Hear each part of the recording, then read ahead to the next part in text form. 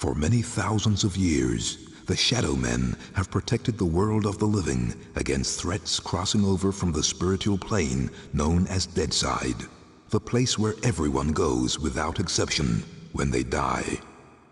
Michael Leroy is the current heir to the mysteries of this ancient lineage, bearer of the Mask of Shadows. When darkness falls, he becomes the walker between the worlds, immortal voodoo warrior, taker of souls, Lord of Deadside, the Shadow Man.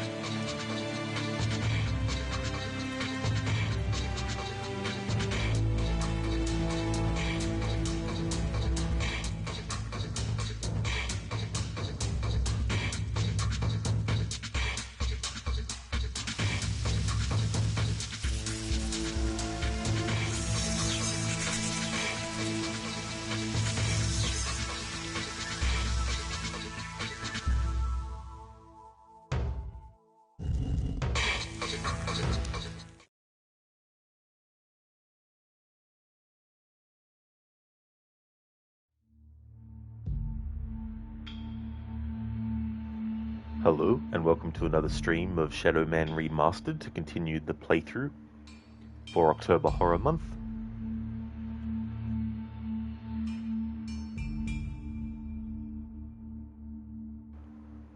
Alright, so we've got a new area.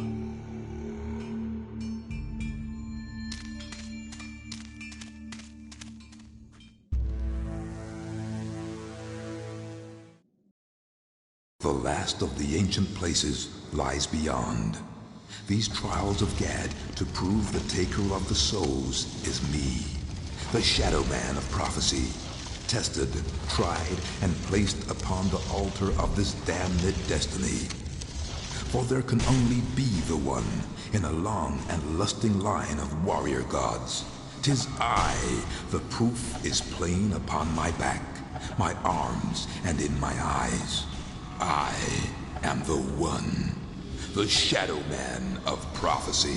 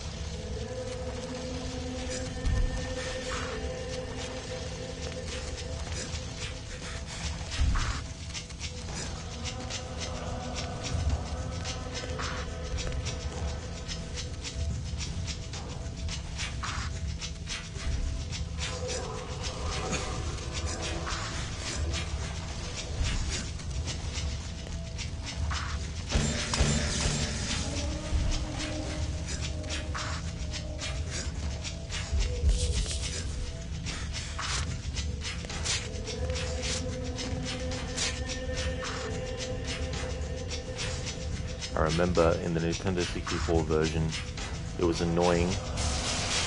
Oops. Hang on. It was annoying because even when timed right, shimmying across those at the right time, he would automatically just fall. So I'm hoping they've fixed that in the remaster.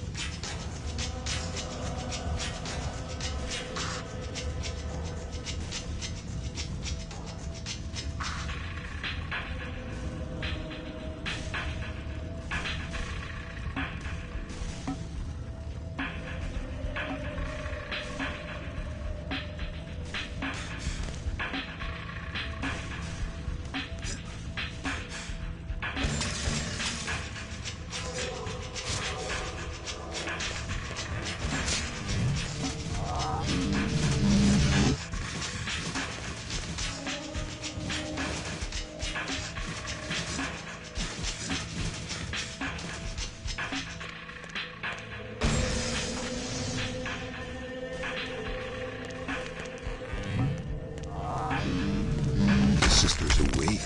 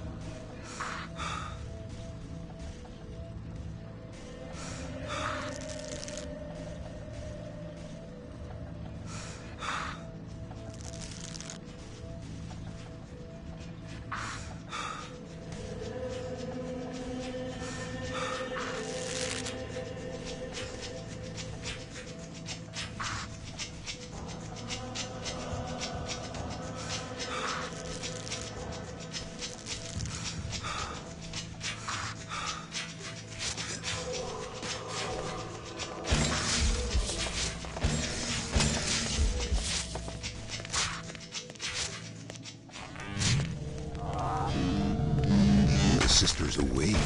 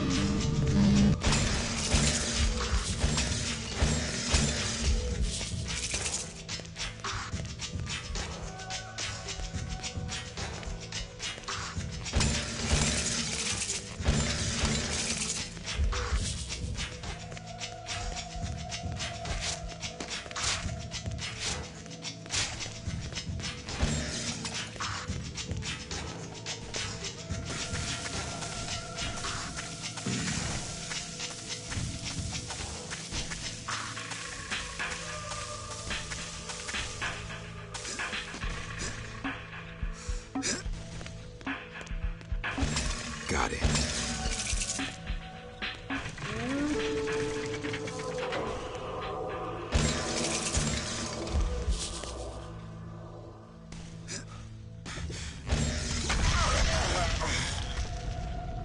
Tricky, tricky.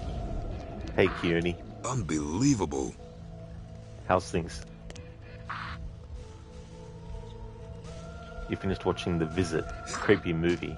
Oh, is that one with the evil grandparents? By M. Night Shyamalan?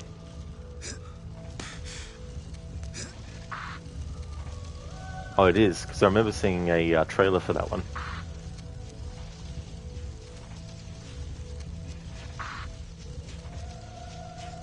How did it compare to his other stuff?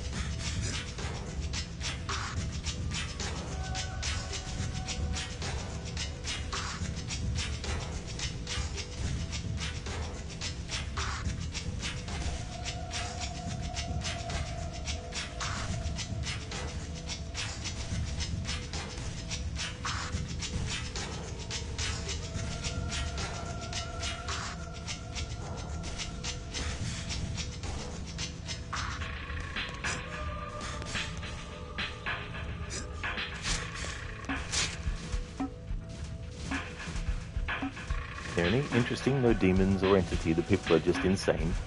That's interesting for him too, as well, because usually he's got some kind of like supernatural or some kind of other thing as well. Hey, Shaky, nice emote there. I like it. Rubber baby buggy bumpers. Ha! Huh, you didn't know I was gonna say that, did you?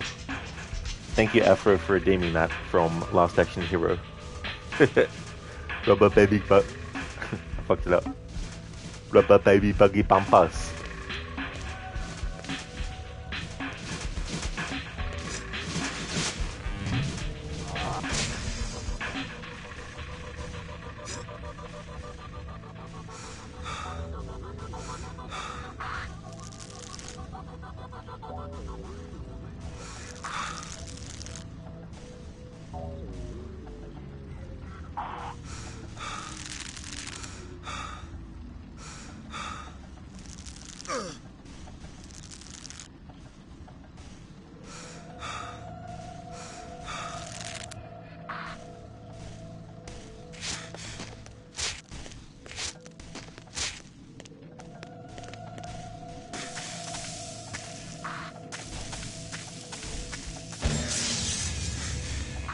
Got it.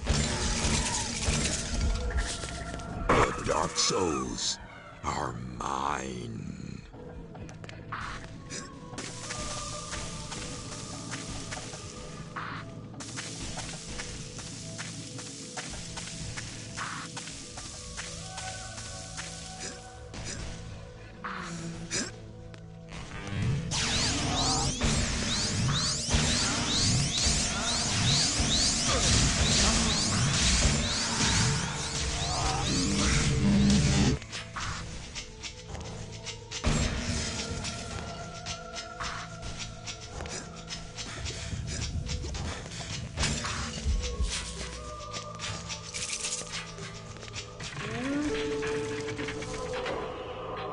It's going well, thank you, Keone. Having a good day. I feel like I'm getting to a point in this playthrough where I can have a bit of a idea of how much longer it'll take me. How's yours going?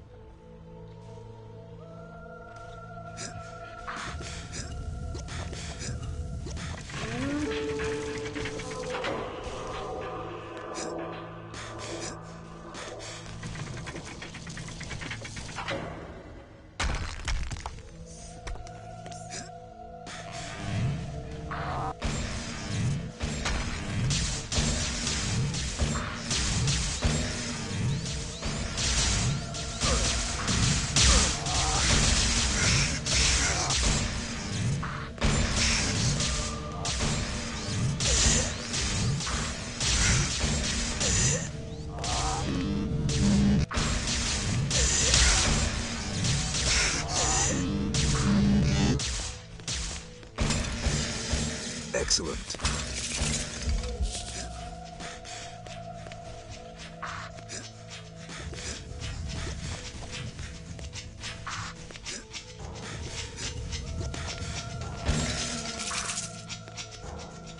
Oh, very nice, Keone. That's great. Glad that yours is going good too.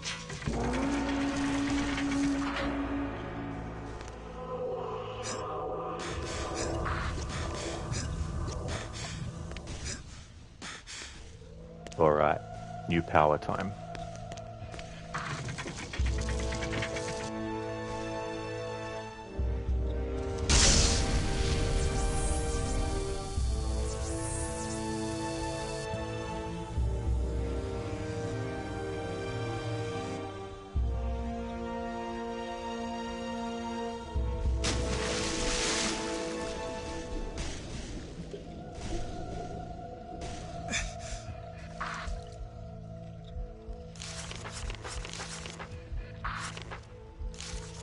And now we have Gadnaga, that he may be consumed by flame, yet no harm shall come to him.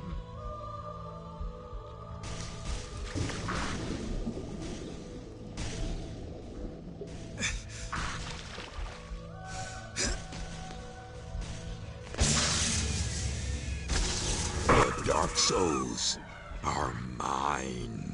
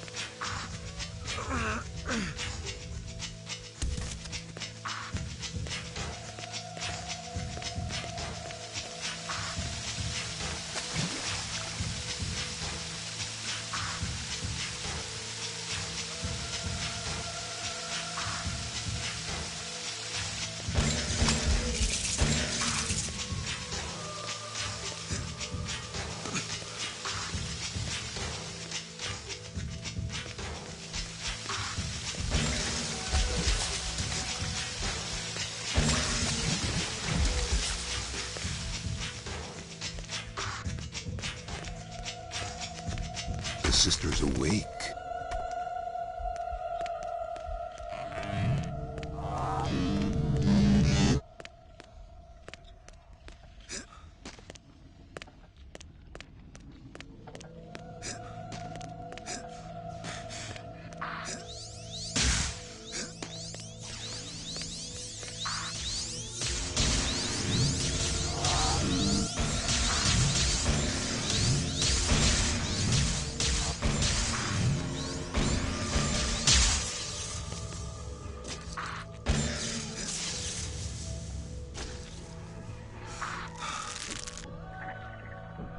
Hello, Spectrum. It's going good, thank you.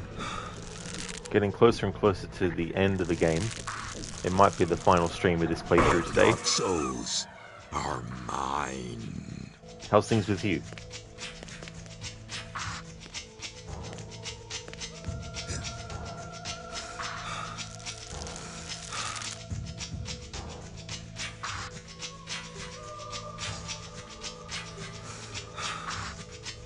Oh, very nice, Spectrum. Thank you so very much for that watch streak. Thank you very, very much.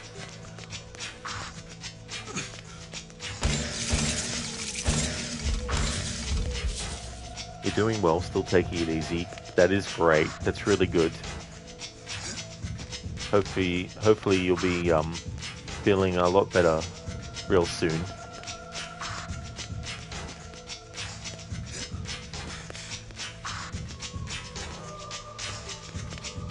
Definitely good to relax as much as you can.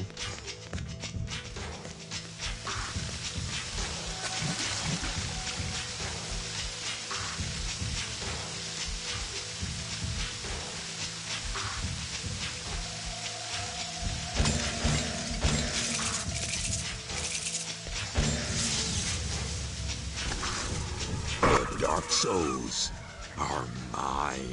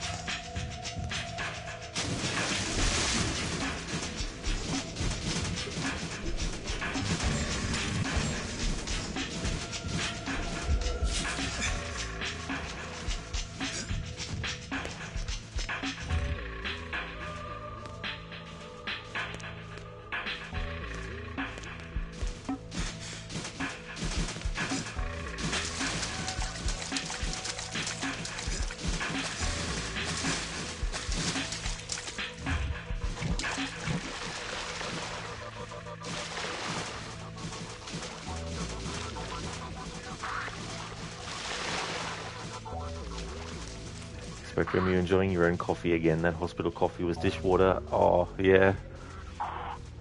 That would have been terrible. That is good that you can have your own coffee made in your own way and actually tastes good.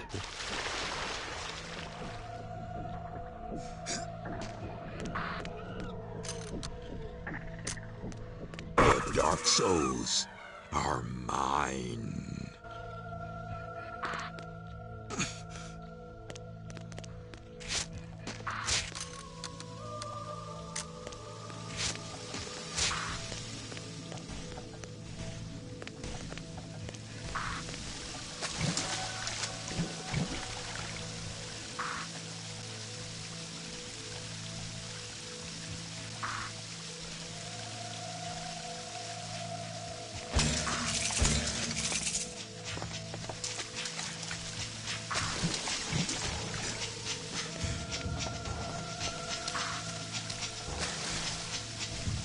Spectrum, some of their food was actually good though, especially their chicken Caesar wrap and fudge brownie.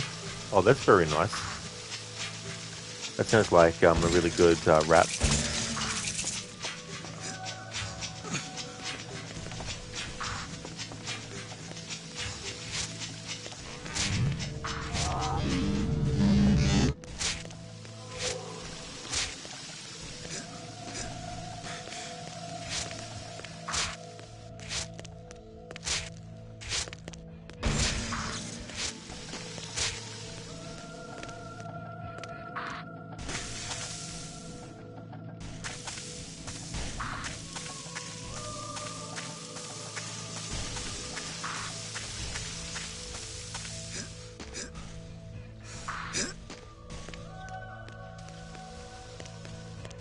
Hello, Not Fry.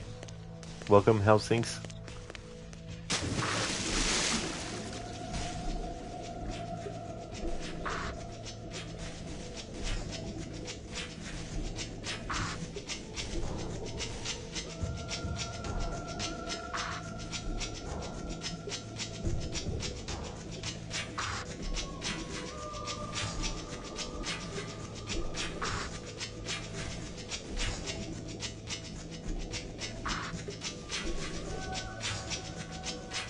Spectrum, what are you playing after this?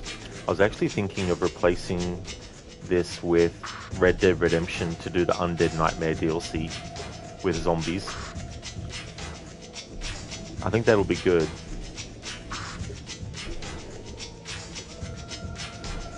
I think I might be finishing this game today. And if so, then that will mean Saturday and at least Sunday as well will be Red Dead Redemption Undead Nightmare. That's great, Nofra. I'm glad to hear that things are going good. That's excellent. I'm doing well. Things are going good. I caught up on making thumbnails for my streams that I exported to YouTube while I didn't have access to anything that I could do the thumbnails with. So I'm all caught up now.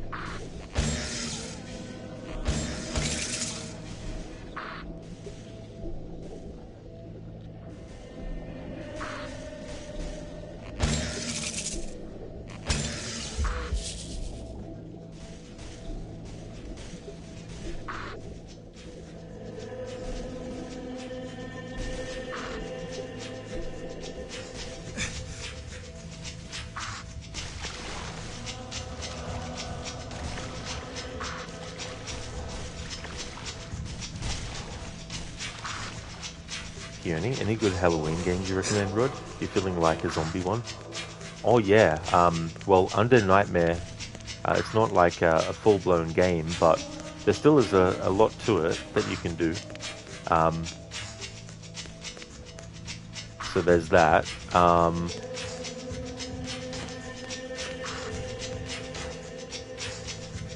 Any of the Resident Evil remakes as well. I didn't actually think 3 was a bad remake in the sense of the gameplay, the graphics, the performances, you know, all that kind of stuff. But it is a bad remake in the sense of it's not very faithful to the original. But I would still recommend playing it though. But yeah, there's those two as well.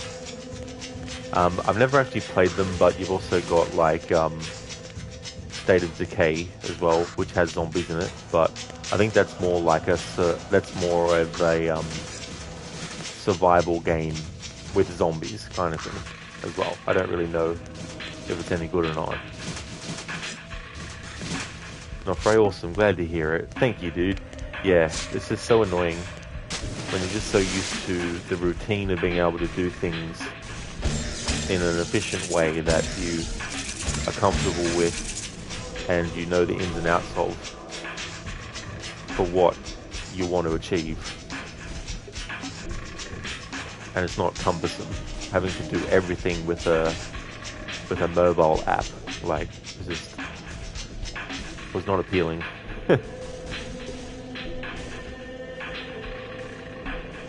mean, don't get me wrong, if I'm out and about and I need to use an app for something, then that's fine, but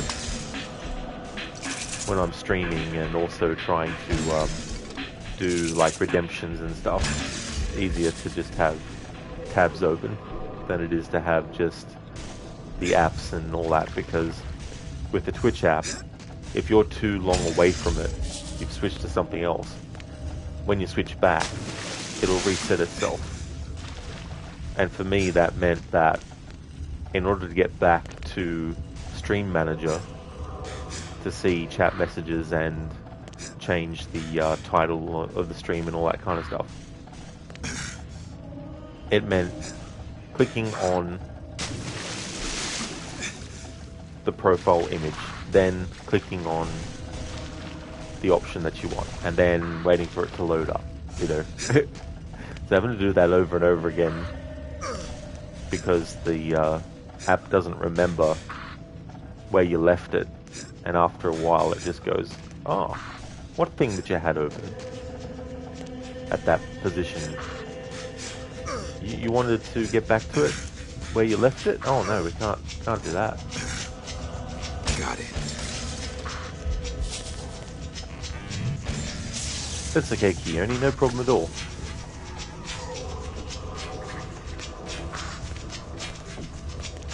The Dark Souls are mine.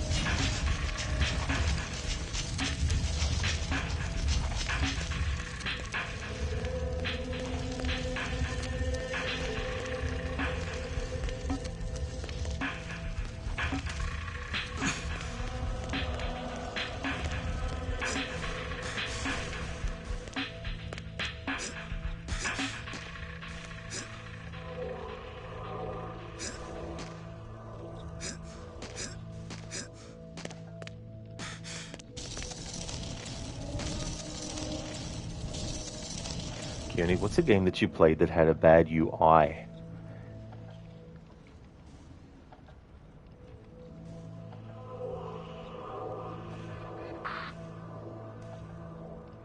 One of the ones I could probably say, and it's only really in a specific spot, is Assassin's Creed Valhalla with the skill galaxy that you have to sift through and everything. Like, I get what they were going for. It's supposed to be like a star map kind of thing, constellation type of thing, and all that. But there's just way too many skills and abilities combined to keep track of the ones that you want. So you have to basically scour around it, trying to figure out what was the one that I wanted to get that time. And then you spend so much time doing that. I think it wouldn't be too bad if they actually had a drop-down menu or allow you to actually highlight the one that you want to work towards and make sure that when it's highlighted, it's a completely different color to everything else on the screen. Then that way, when you're zoomed out of the map, at least you can see straight away the one that you've already highlighted, so you can go, that's the actual specific one I'm trying to go for, and here's the pathway through it. Because yeah, you can see the pathway to it, but unless you have a photographic memory, you're not going to exactly know until you scour the screen. And you can't even see the full thing when you zoom out completely anyway, so, you know. So that'd probably be like that, but yeah, a galaxy for real instead of a instead of a skill tree. You could also say it's a skill forest as well.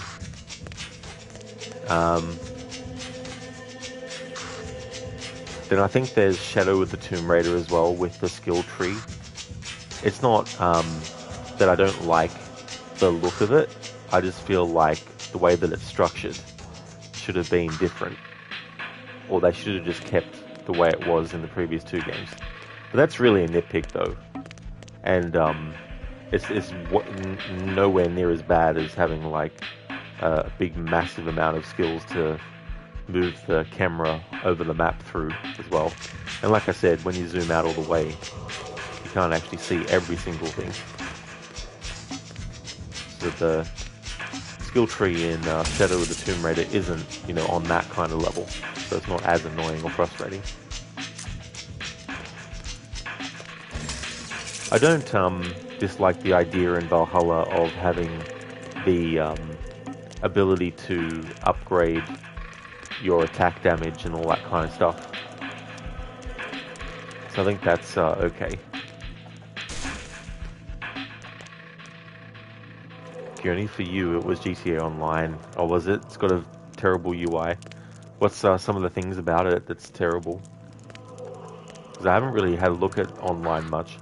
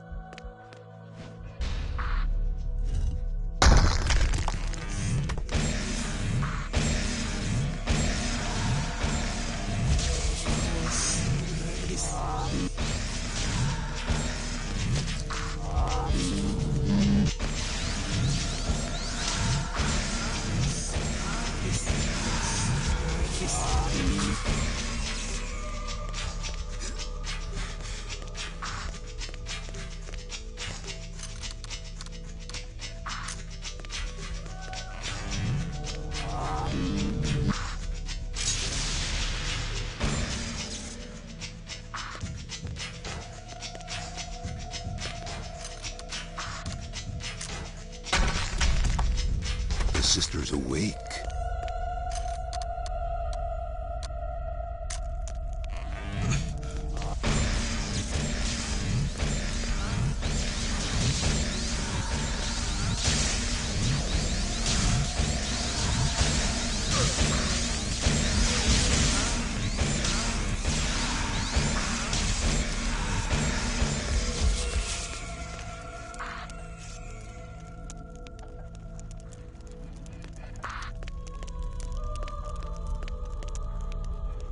It was slow, laggy, looks ugly, way too many menus, and the character menu looks like a mod added by a coder without access to the game's entire UI system.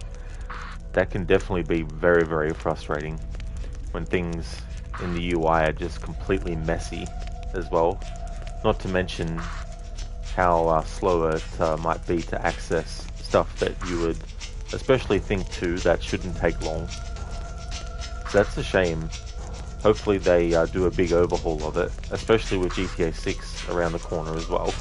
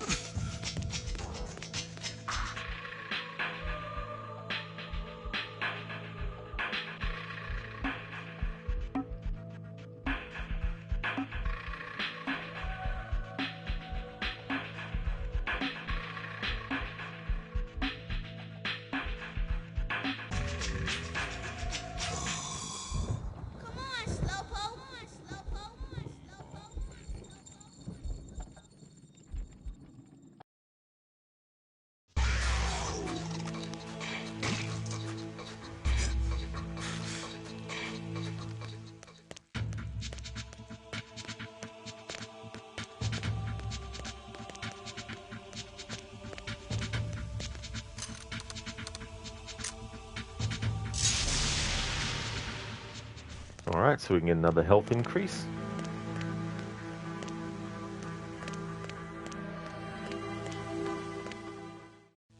These gifts I give to thee, O gracious Loa, O generous Loa, a spiritual trade for life beyond. The life force fills me with its savage fire.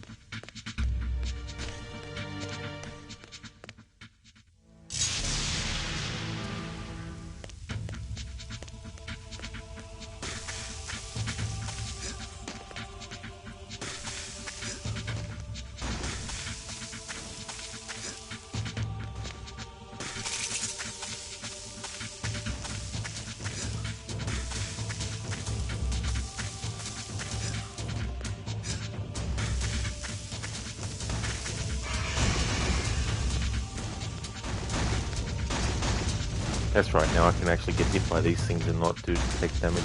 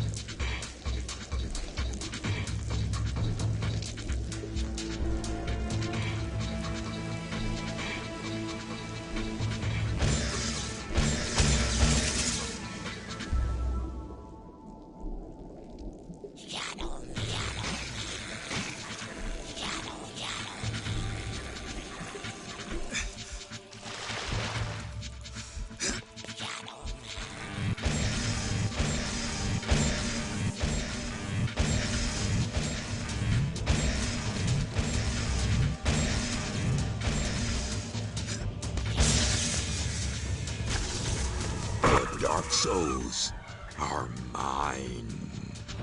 Hey Hypnotic, welcome. You wonder if the guy voice acting Shadow Man ever thought, what the hell did I just say? Yeah. Especially too when you have like certain vocal sound effects that you need to actually make, which in context are for one thing but could be construed to be something different.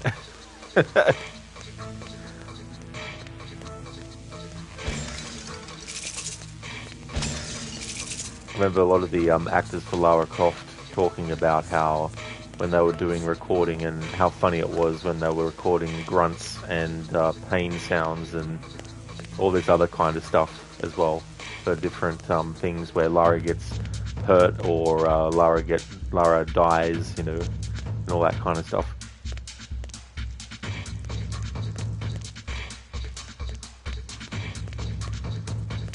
Then you get like the actors for Alexios and Cassandra in Assassin's Creed Odyssey, where when it came to the word Malaka, they had to say it so many different ways for so many different contexts. Had to have like a happy Malaka, a sad Malaka, an angry Malaka, a bored Malaka, you know.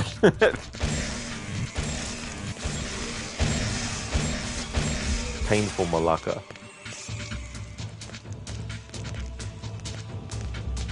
Creepy Malaka, you know, just all these different variations.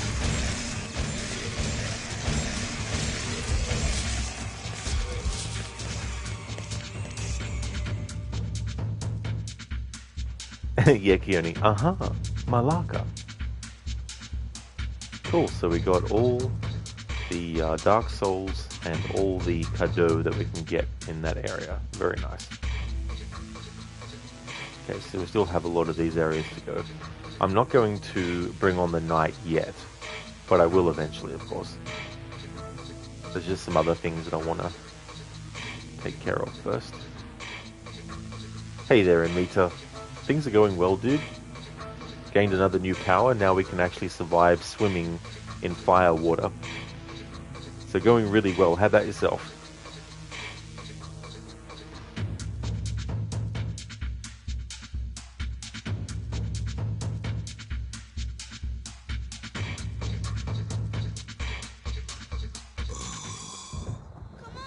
Cheers, Amita. Thanks for the GGs, dude.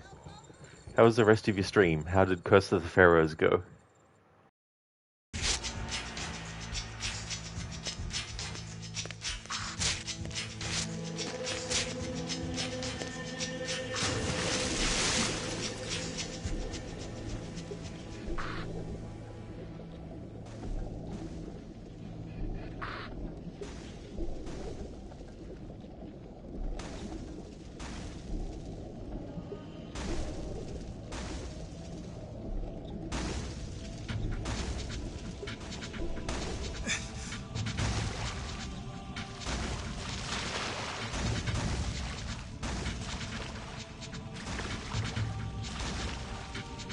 Talk about going for a hot bath.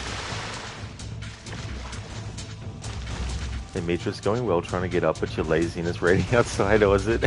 What a combination. But that's fair too, as well. I don't blame you.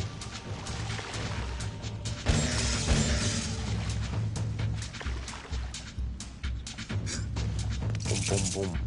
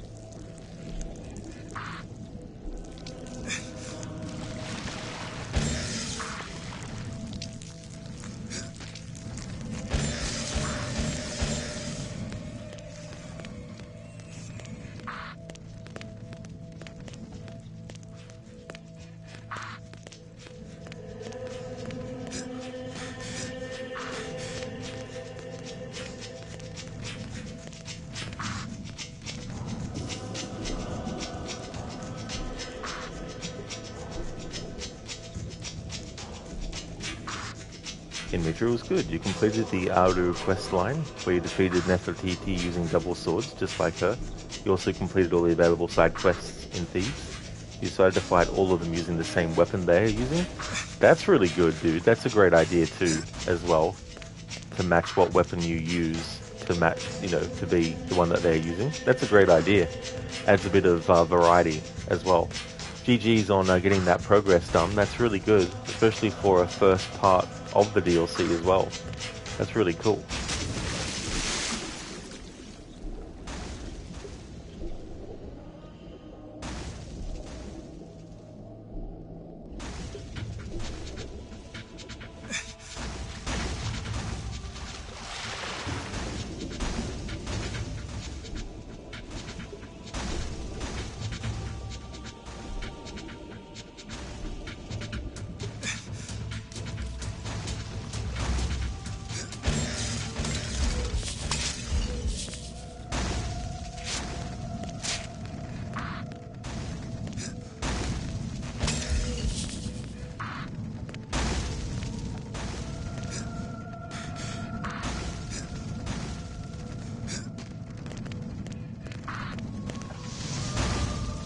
sisters awake.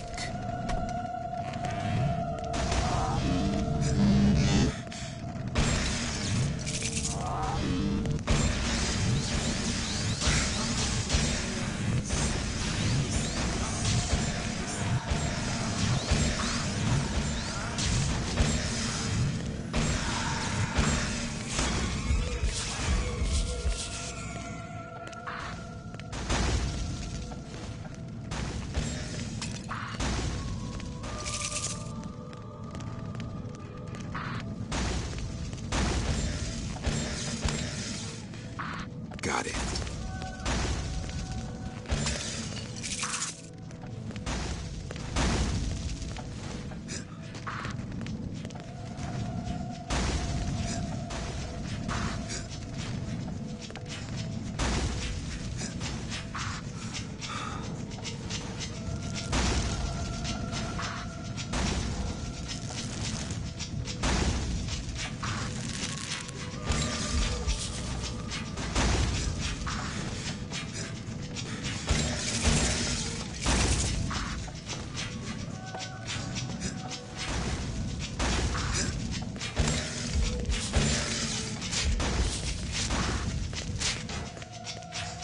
Inmita, thanks. You believe you need only one more stream to complete the DLC?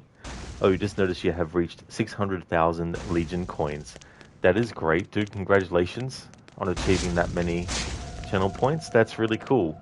That's awesome. 600,000, wow. Just a few. That's awesome. And that's great too, as well, just one more stream. It's interesting the way that they structure the main story in that, because that final, scene with Sutek, you can actually do that first before actually doing another part of the main story, which I thought was quite weird. Because one time I was like, oh, I'm doing this part, am I? And then all of a sudden it was that cutscene. I was like, oh shit, what? And I still had other stuff to do. And me to rookie numbers.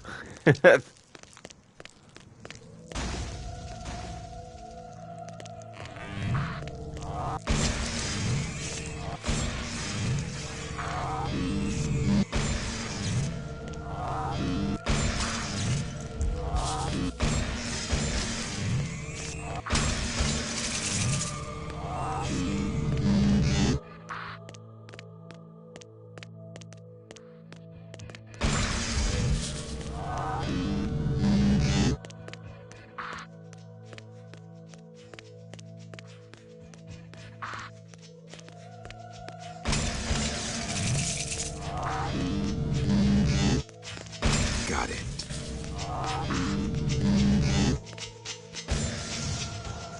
Sisters awake.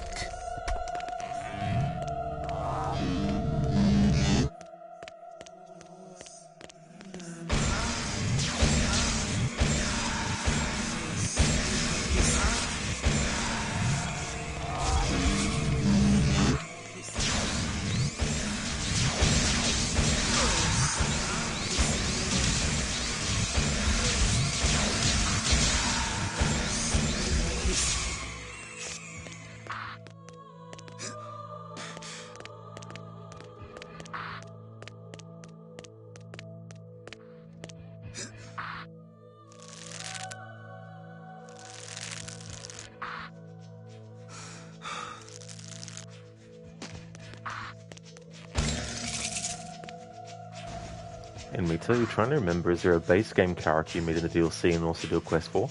Remember meeting someone, but can't remember who and where. Oh yeah, there definitely is. It's SEO. You can actually find SEO.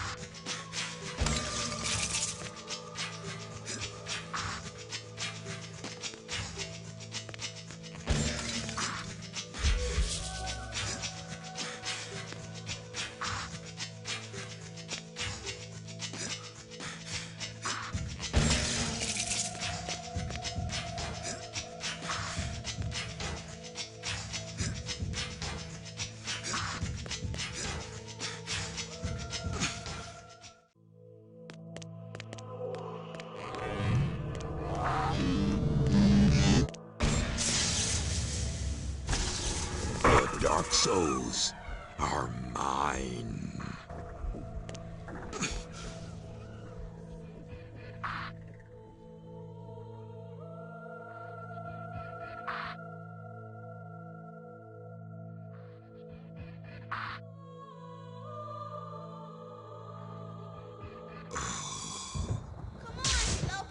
And Mita, right, you just remembered that you do meet someone but still can't remember where. Oh yeah. Yeah, it's some kind of like village. I think it's called the Moon Cursor Village or something.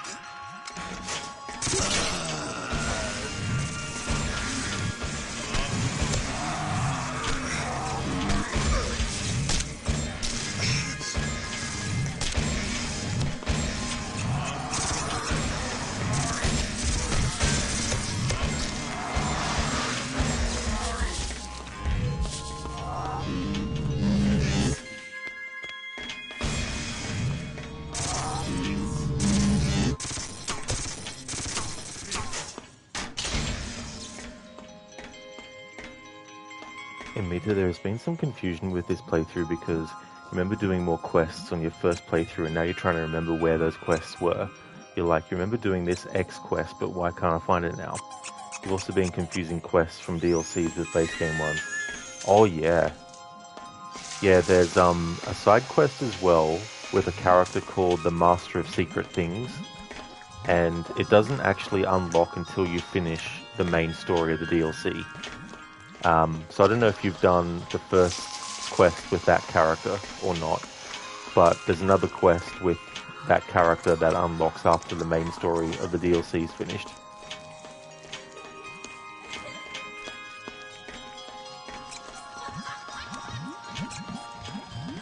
And then you've got like, there's also like a side quest thing that is dependent, I think, or it's located at the necropolis, I think.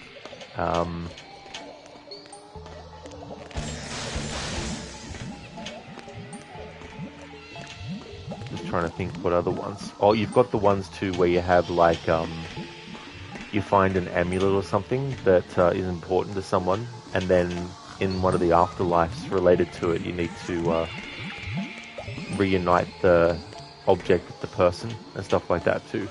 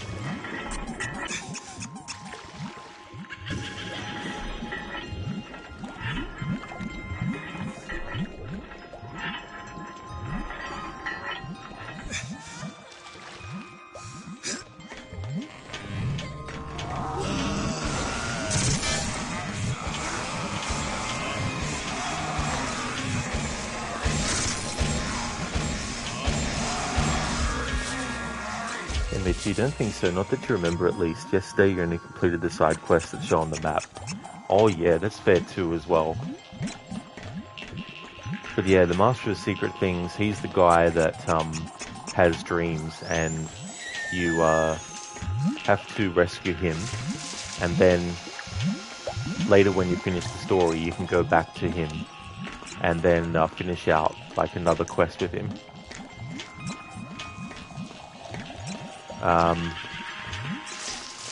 Just trying to think what other ones there might be too, as well. I mean, you've got the oh, which afterlife was it? There's also an afterlife where there's these that's right, this guy is looking for his wife. Did you do that one in Mita? That one is in Aru, I'm pretty sure. Is it Aru? I think it might be, yeah. And you have to sort of like figure out what happened to her in life that then made her not there for her husband in the afterlife.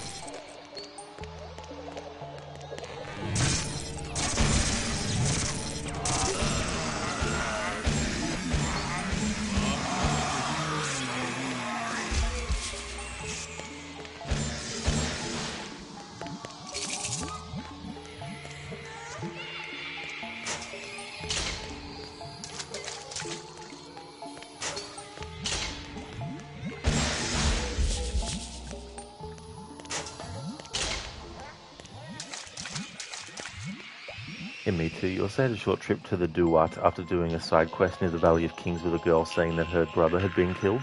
And after the quest, the game asked you to give him something in the Duat. Oh, yeah.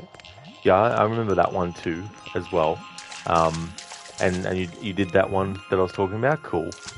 Yeah. Even the DLCs have some good side quests.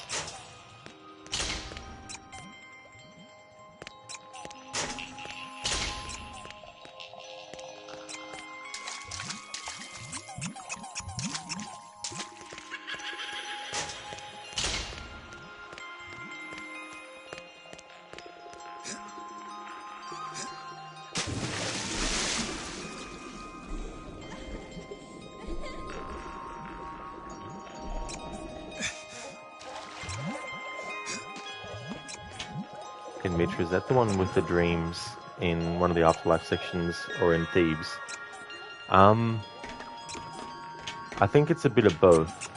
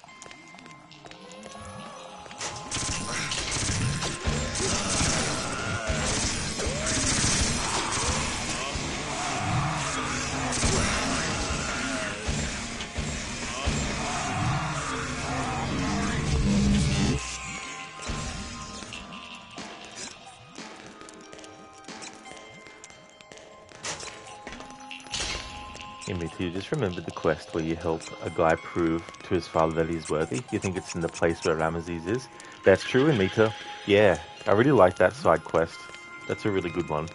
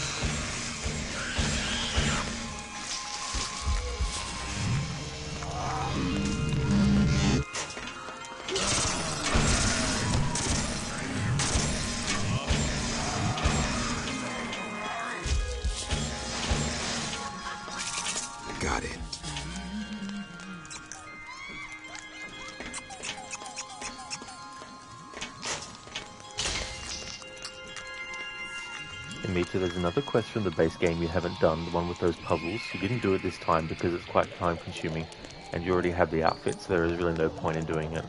Oh yeah, is that the Isu outfit that you unlock?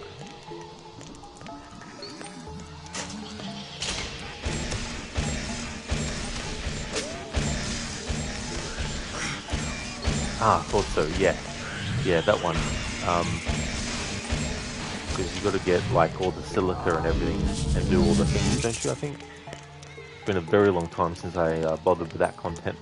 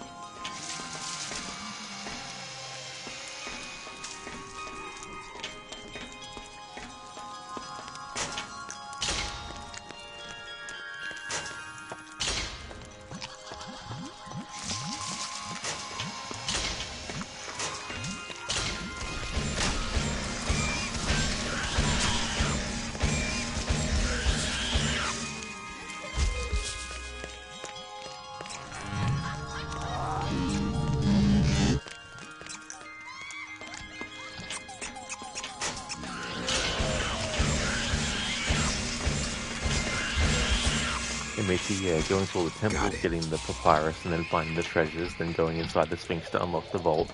Oh yeah, all that too, yeah. There's definitely a lot to it. A lot of things that you need to go and do as well.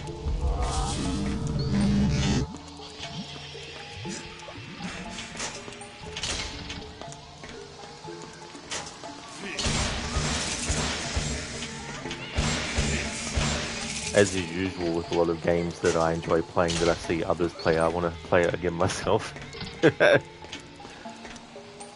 But has to wait till next year now because there's got so much. Been thinking about what things I need to potentially take out of my plan for this year, and I hate to say it, but I think I might need to not do a GTA 5 playthrough this year, which will be the first time in quite a while that I haven't done a playthrough in a year, within a year. So I might have to sacrifice that for some other stuff. And besides, there's a challenge run that I want to do that I've been trying to fit into the schedule, and this year there'd be no way before the year ends to even do it anyway, and I'd rather wait until then. So yeah, I think I might have to sacrifice GTA 5 this year. I might also have to sacrifice Batman Arkham Knight, doing a 15th anniversary playthrough of it as well, which is a damn friggin' annoyance. In fact, I might have to drop all the Arkham games this year and not do an annual playthrough of them for the first time in quite a few years.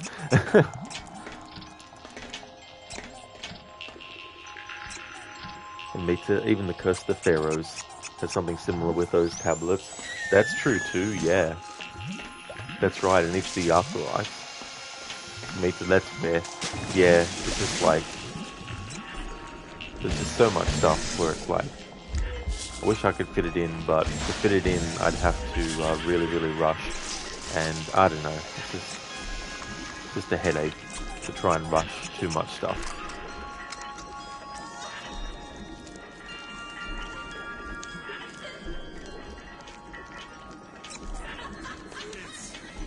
But I definitely know that next year I'm not going to have breaks between games in an annual series run. I'd rather just play them all in one. Because it might feel like doing that doesn't really affect how long it takes to do them, but when there's 17 Assassin's Creed games I do, I mean, granted, this year I did a challenge run with every single one of them, of varying things, and I definitely don't want to do a very time-consuming playthrough of Odyssey or Valhalla again next year. That's for sure.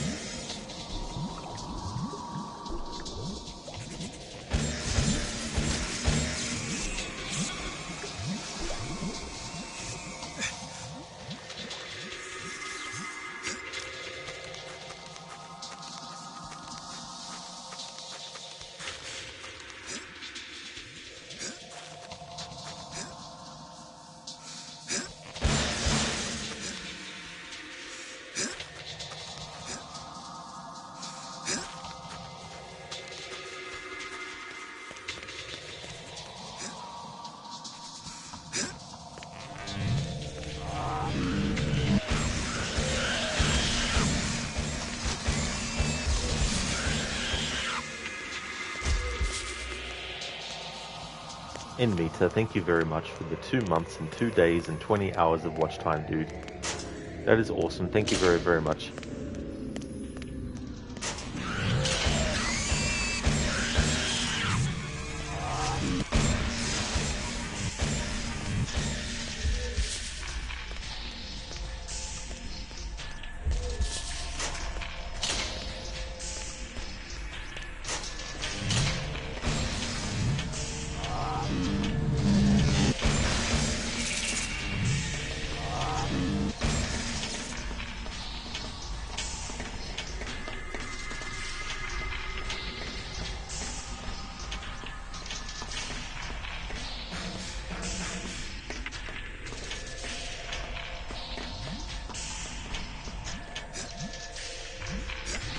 You installed Death Stranding yesterday to test it, and it seems to run very well. That will basically be replacing Origins. Very nice, dude. That's good that it runs well. That'd be the thing too with PC versions of games. You wouldn't really know necessarily until you actually try and see how it runs. See how it goes. You just hope that it runs smoothly.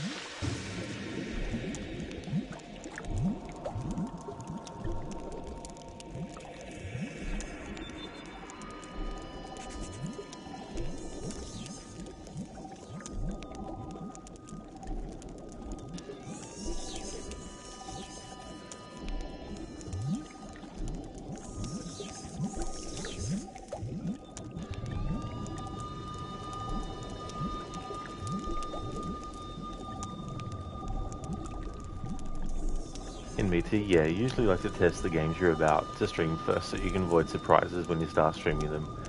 Yeah, because you never know sometimes what a game's going to throw at you as well, and how much time it might take to fix. You might need a hell of a lot of time, and you might not want to just, do that on stream and have people wait while you're trying to figure it out and stuff.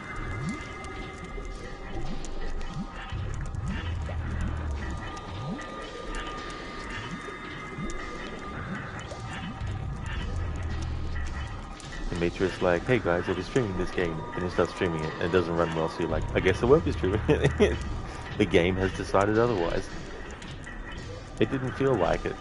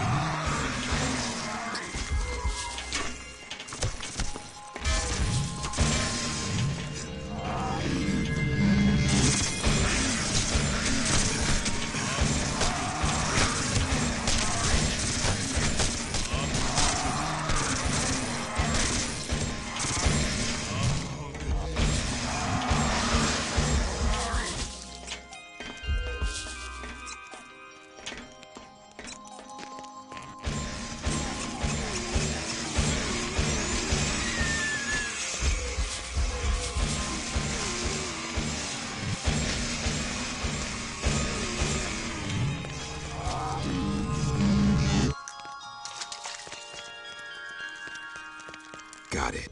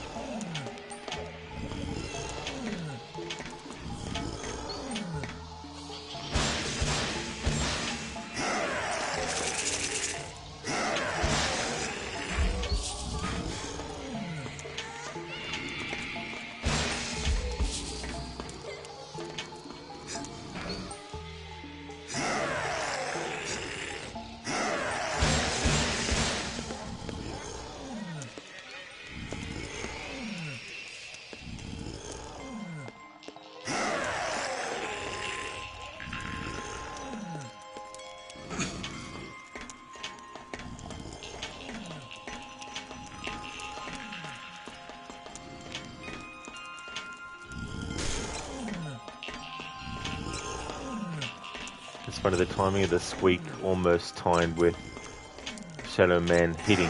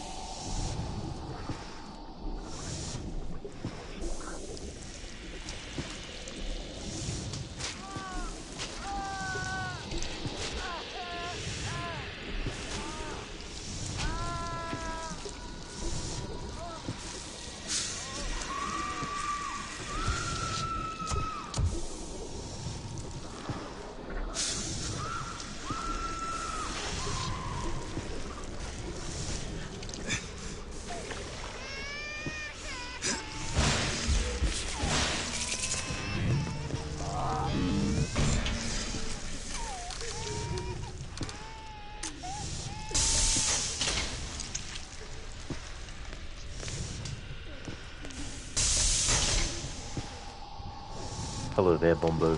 Welcome. That's true, this is an old game, yeah. The original was 1999.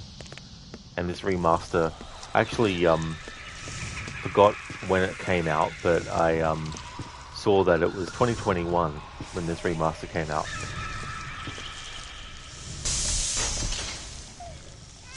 This is my first time playing this remaster version.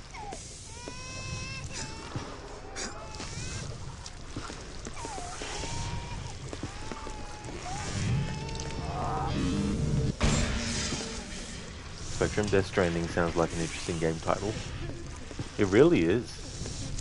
It's an interesting concept for a game as well, because it involves delivering things, which, you know, it might sound a bit mundane, and I mean, for some it might be, which is understandable.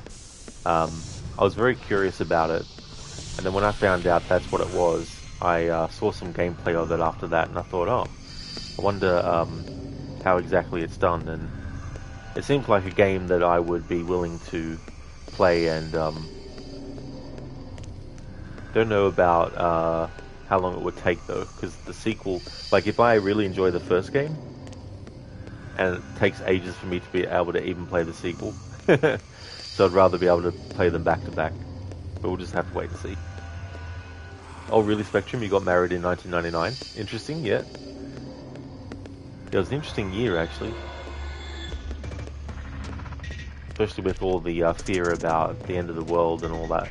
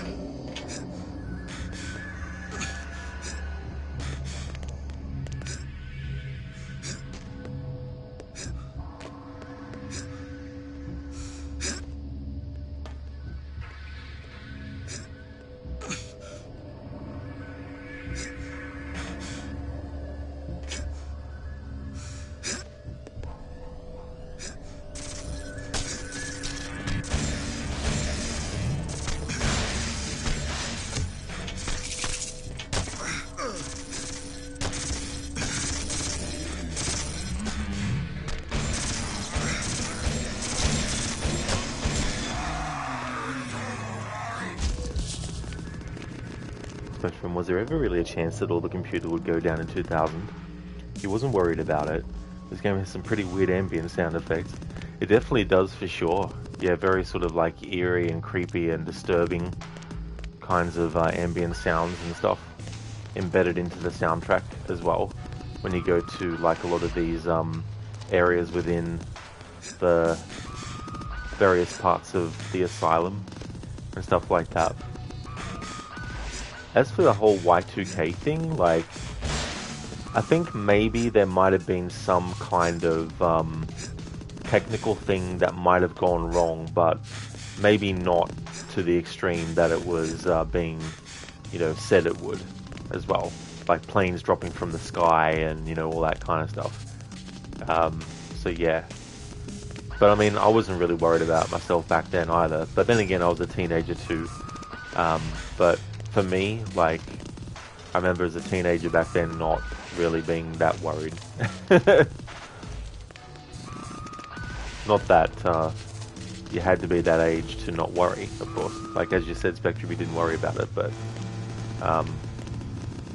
yeah, I definitely didn't worry about it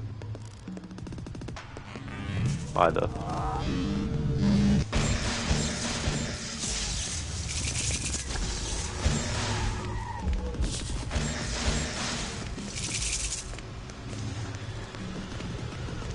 The Dark Souls are mine.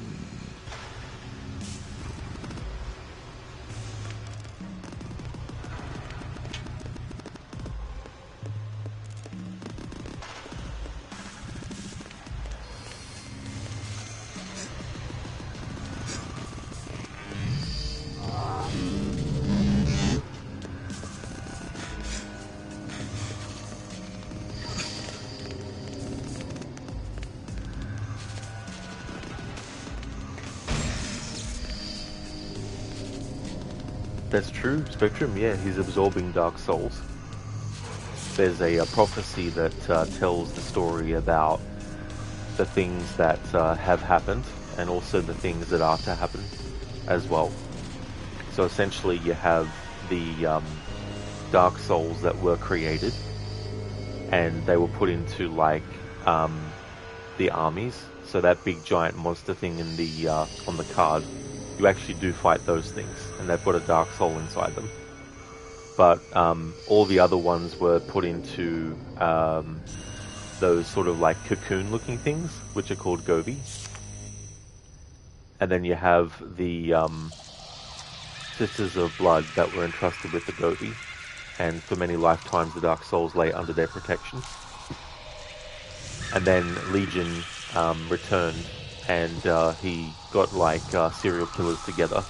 And they built the asylum that's in Deadside, and then sent his minions out as well, and got all the Dark Souls that weren't under the protection of the Sisters, and was able to get them to build gateways and all that kind of stuff. And at the start of the game, we see Nettie have a vision dream about the 5 serial killers that would announce the apocalypse and all that kind of stuff. And so we have Shadow Man being called upon. So basically we need to get the Dark Souls before Legion gets them.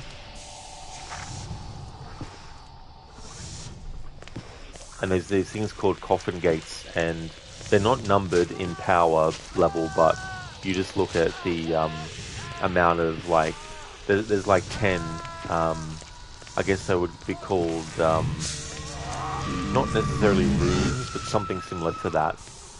And so consuming a certain amount of Dark Souls will allow Shadow Man to go into higher level power gates, like power level of the...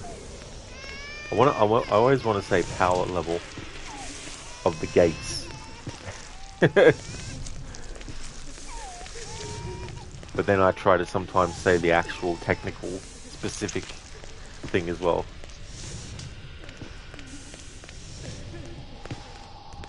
But it's funny around this time because you had a lot of games where it was like collectibles, like Super Mario 64, get all the stars. Banjo-Kazooie, get all the musical notes. Shadow Man, get all the Dark Souls. Like, collect this many of this.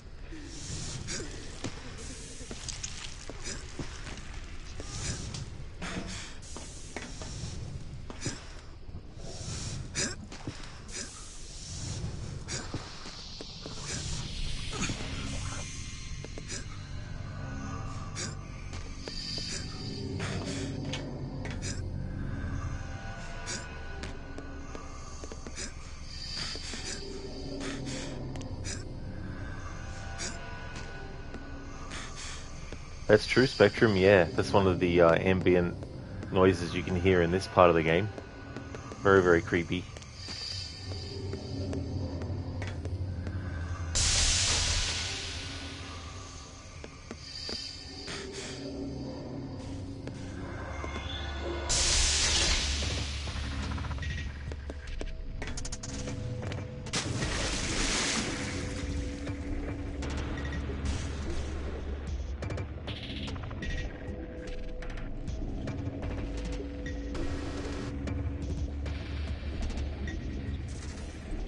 You don't, Spectrum, no. Yeah, it's just the sounds you don't actually see.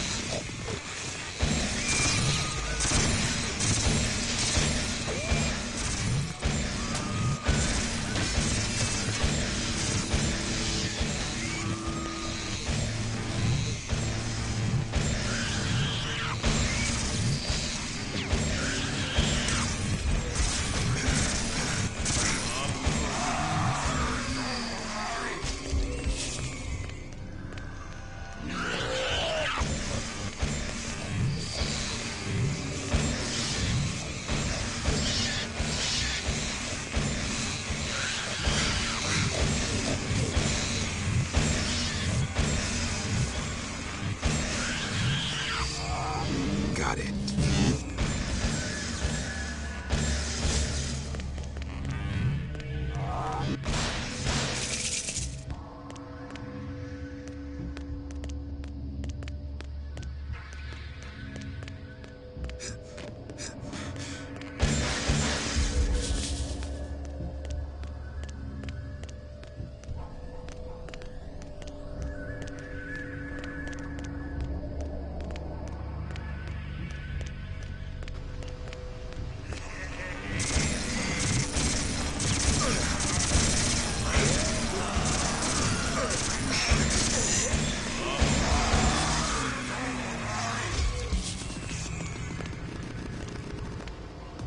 Hey Maxi, good day to you too, dude. Welcome on in. Hope you're having a chill Friday and the Shadow Man is going well. It really, really is. I've had a good Friday today. It's been good to catch up on doing my thumbnails for my exported streams and that. So I've caught up now, which is really, really good. I'm glad to sort of like get back into the routine. How's things with you, dude? I hope things are going well. As for Shadow Man, it's going great, actually. I think I might finish it in this stream, but if not, then probably just one more.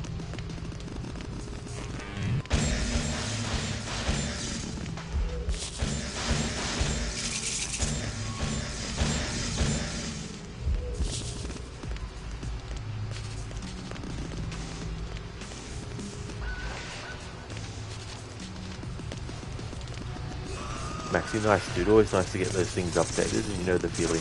Thank you, Maxi. Yeah, it was annoying only being able to use the mobile for different apps while streaming, and I'm just so glad that I've got another laptop now so I can do all that stuff and be quicker. Things are going well. You got a day off work today so you can relax a bit. Very nice, dude. That's great. That's really, really good. I hope you have a great day off. Hope it goes slow too, as well. We got to Chapter 8 of Plague Tale Requiem. Really enjoying it a lot. Congratulations on getting that far, because that game has a lot of tough sections, as you found out. So that's great progress, and that's such a great sequel, that one. No worries, Maxi. That's all good, dude. Because it's annoying too sometimes. It even happens in a Plague Tale Innocence. You think that you're going to be able to make it past a small portion of ground where the rats are without being killed, but then you get stuck on the environment or something, and then they kill you. You're like, oh, damn it.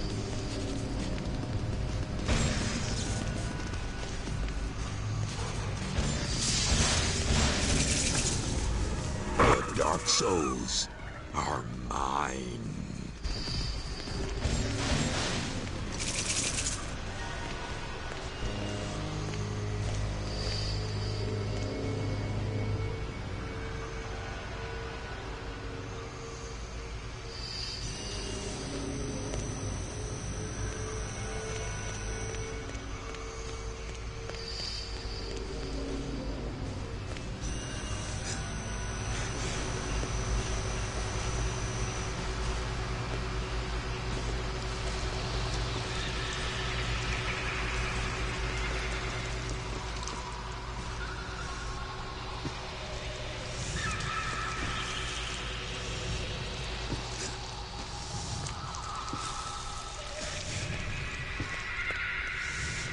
Maxi, oh god, yeah, the beach was quite tough as the enemies just come out of nowhere. It's like, where the fuck did that come from? What the hell? Then I don't know if you've had it happen in Requiem yet, but I hate it when you have a companion character that's supposed to follow you, but they don't straight away, and then they just lag behind and get killed by the rats. It's like, come on. What are you doing?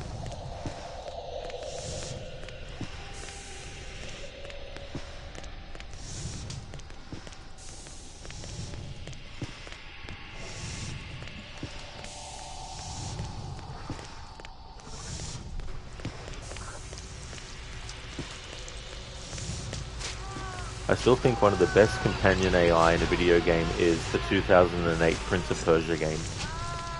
The character of Elika, she has magic powers, and when you're actually falling to your death, she'll use her magic to make you levitate to the last solid thing that you are actually standing on.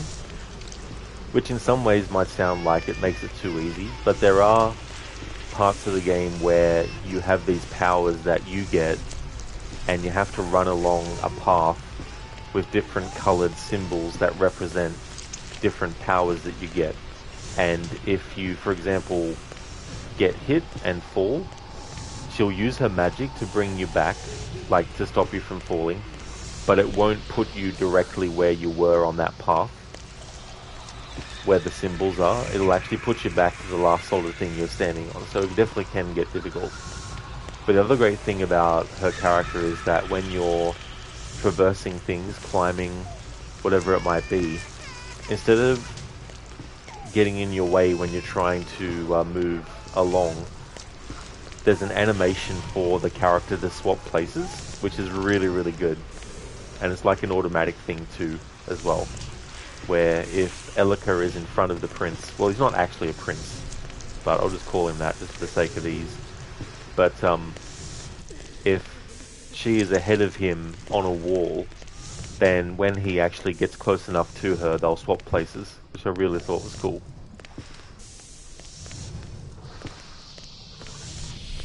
You only take it easy, I'm just needling you. Okay, catch you later then. I love the way that Arthur says that.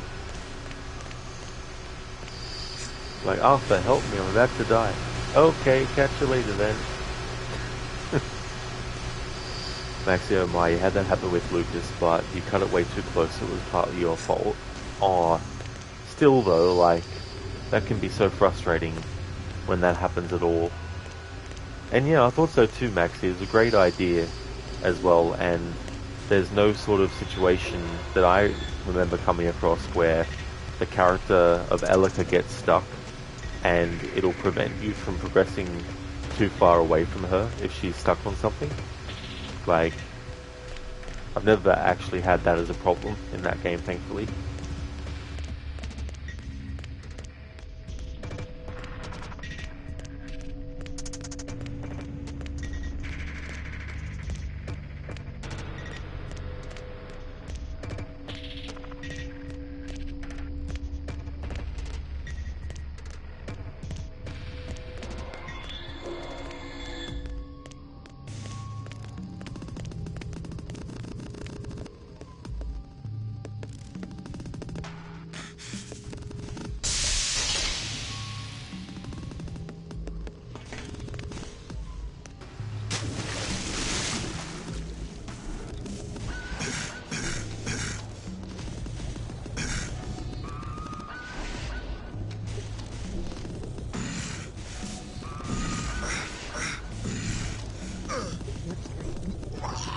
Good. Should set me back to a spot that I couldn't remember where to get to. There we go.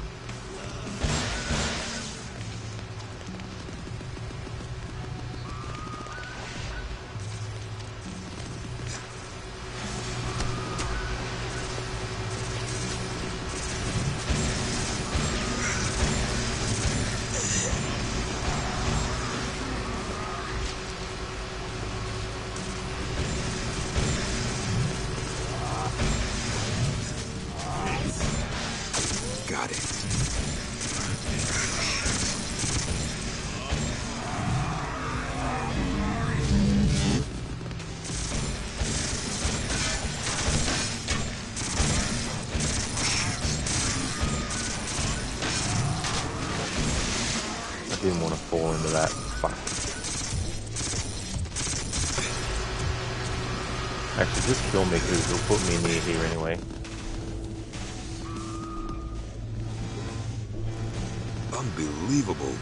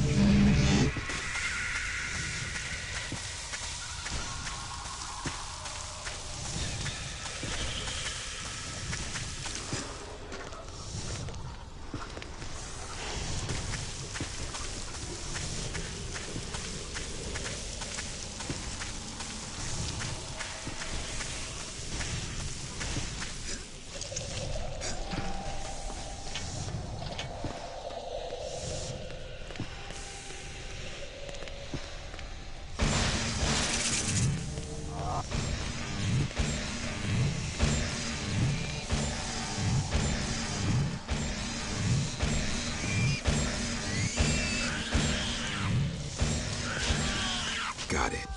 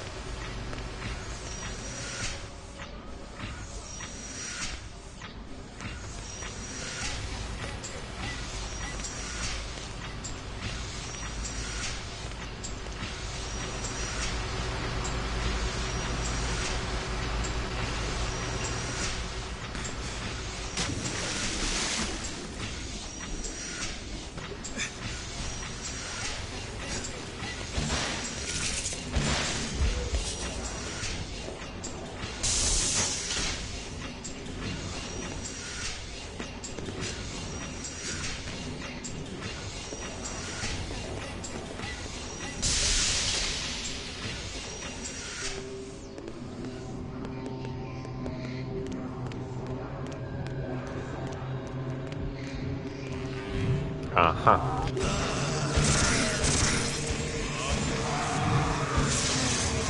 I must have been going in the wrong under lava tunnel. The Dark Souls are mine.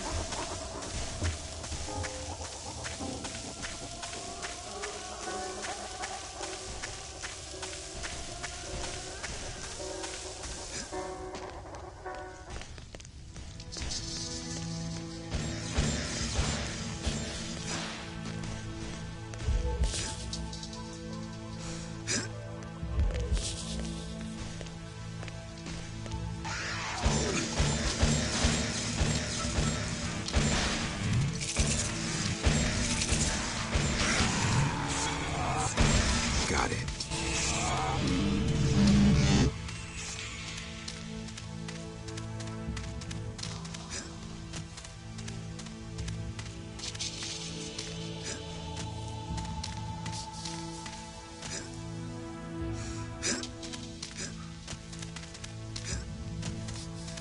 Hello, Bandarin. I'm doing well, thank you. Things are good.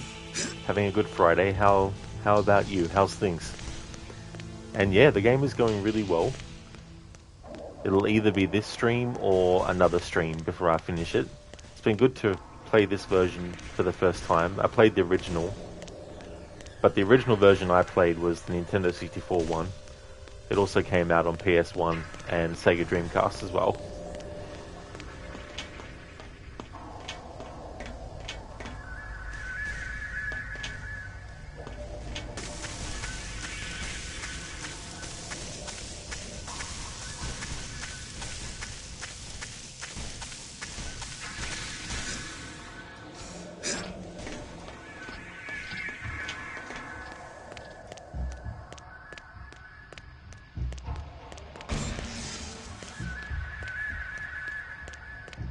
Darren, very nice, thanks. I noticed you played this before. It's a game you have a special connection to. That is true, yeah. Back when I first played it, in 1999, on the Nintendo 64, I hadn't yet played Resident Evil, or any of those games, so this was probably my first,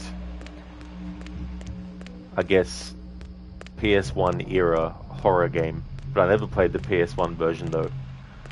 But the game's story and also the opening sequence and all that kind of stuff.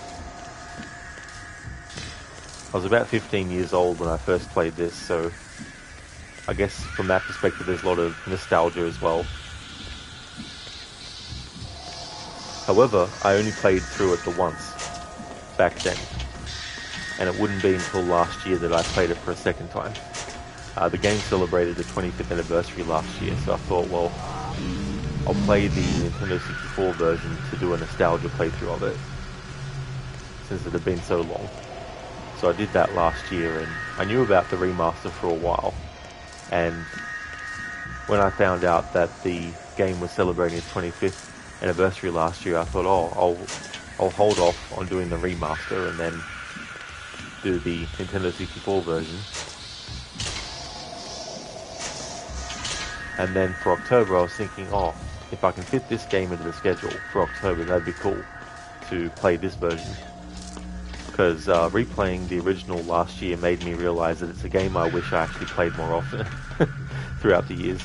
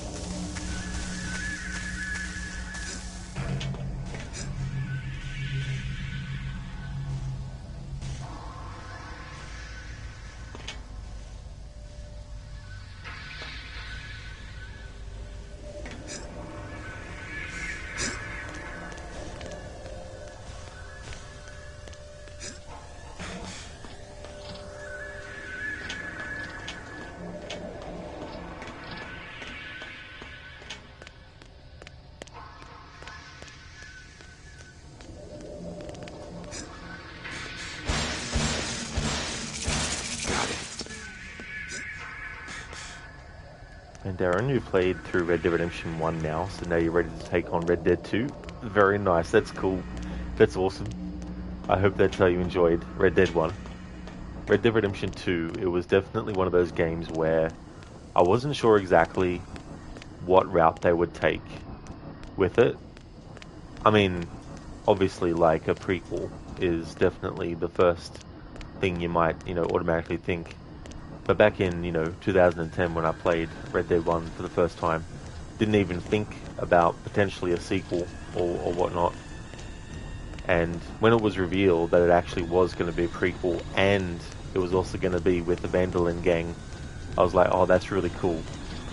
Get to experience and see the things that Marston talks about in Red Dead 1. So I really enjoyed the second one a lot. It was definitely a great follow-up.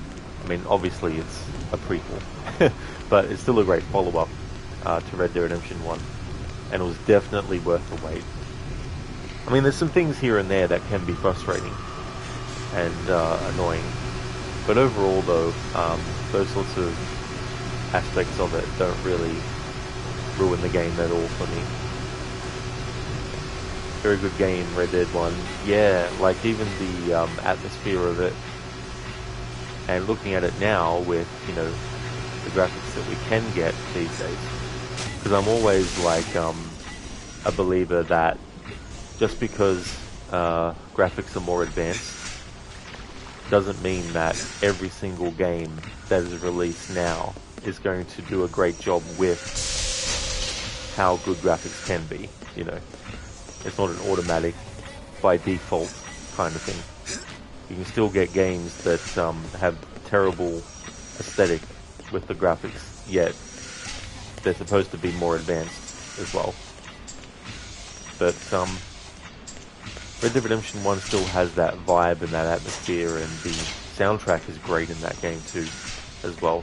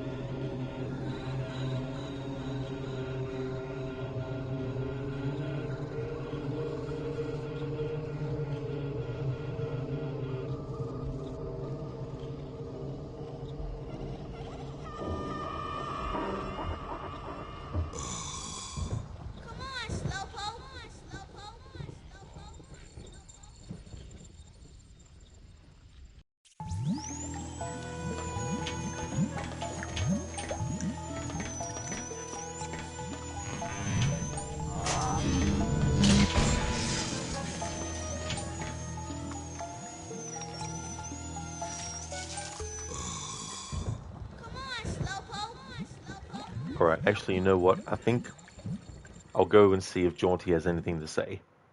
But then I think I'll go ahead and progress the story to the next point where we bring on an eclipse. Ah, what the hell are you playing at, you idiot? Alright, now to do that.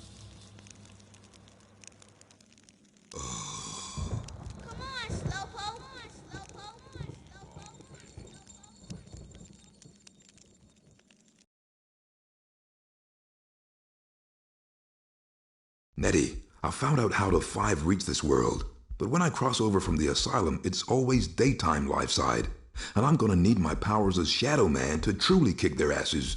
Maybe I should just hang back and wait for nightfall, which ain't easy 'cause the Five are after my blood. No use hanging back, Mike. The prophecy's upon us, and with every hour we're drawing closer to its terrible conclusion. Well, if I can't use my shadow powers on the Five, we're screwed. Not yet. Your esteemed predecessor, Maxime St. James, once spoke to me of L'Eclipser, the bringer of night, an ancient blade said to release the shadow into the world of men. You already have this blade. Give it to me. Lay down, Mike. I thought you'd never ask. Is, this gonna hurt much? Yes. I thought so. Try and be gentle with me. Bringer of night, L'Eclipser, release the shadow into the world of men. Le soleil, brother sun, la lune, sister moon, la lamb, the power that binds.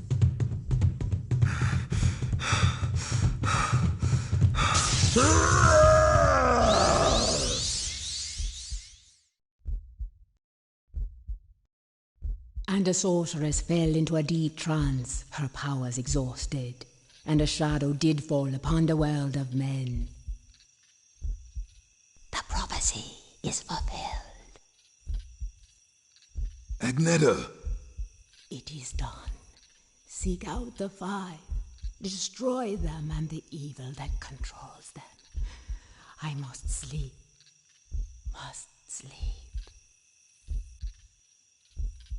Alright, so now we've reached the point in the story where we can actually use and be Shadow Man. So we can use all his powers and stuff.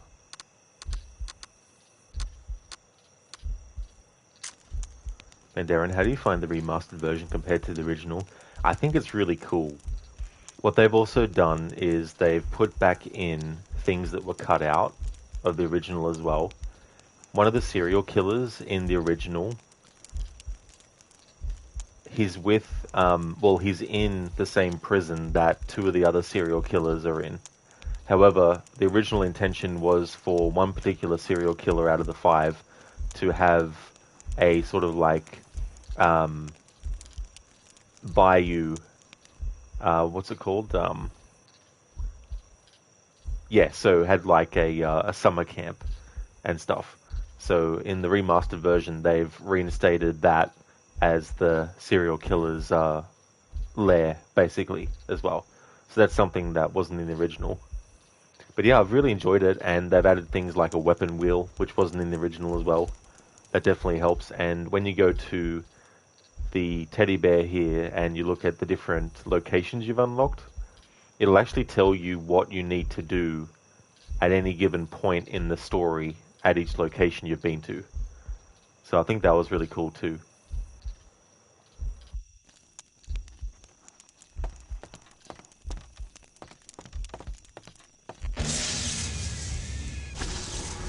The Dark Souls are mine.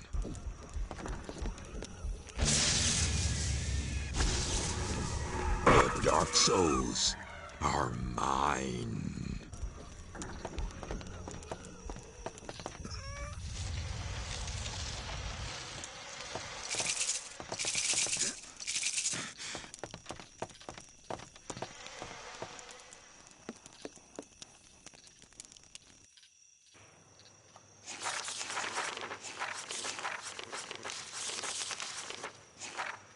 So we've reached this point in the prophecy, and the sorceress fell into a deep trance, her powers exhausted, and a shadow did fall upon the world of men.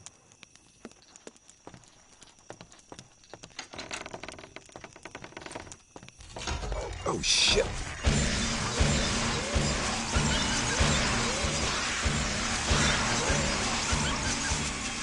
Got it.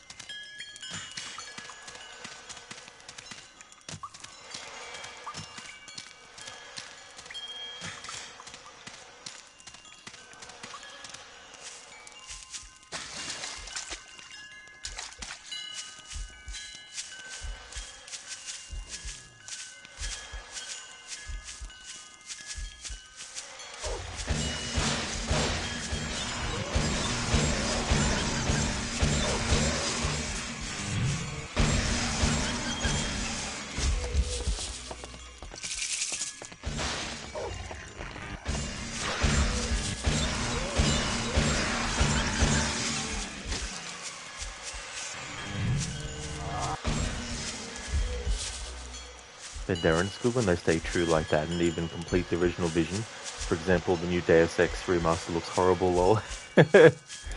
Yeah, I've seen the graphics for that remaster as well. And I never played the original, but I had seen the original, and when I saw the remaster, to me, it still looked like an improvement. But I get it though, like, some remasters of certain games, you're expecting like a major overhaul, where they give the graphics a really, like, basically modern sort of update as well.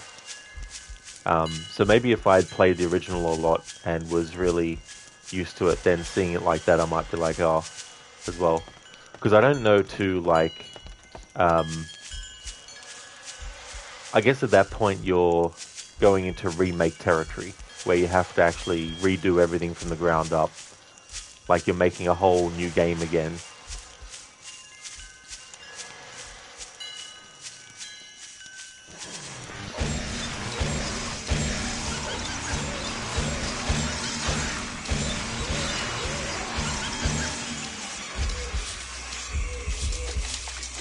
But yeah, it can be tough too. I mean, games from like the late 90s and early 2000s, trying to remaster them.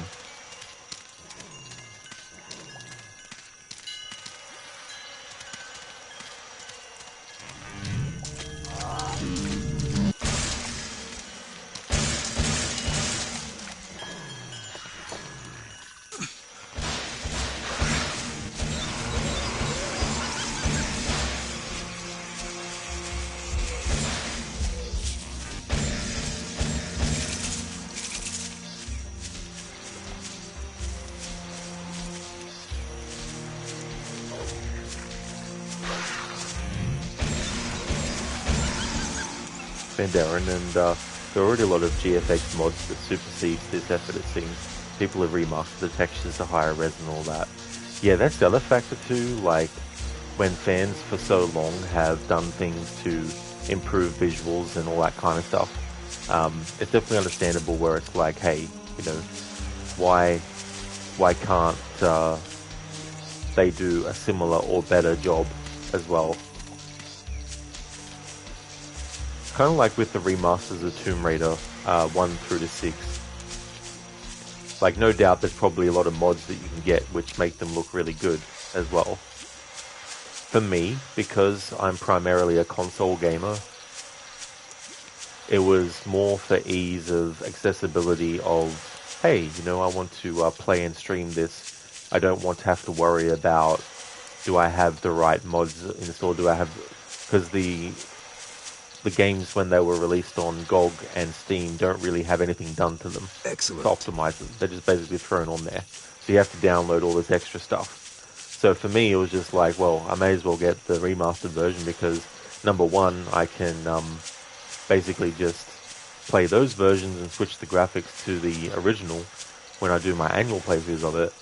But at the same time, if I feel like doing a playthrough with the remastered graphics, then, you know, it's pretty cool as well.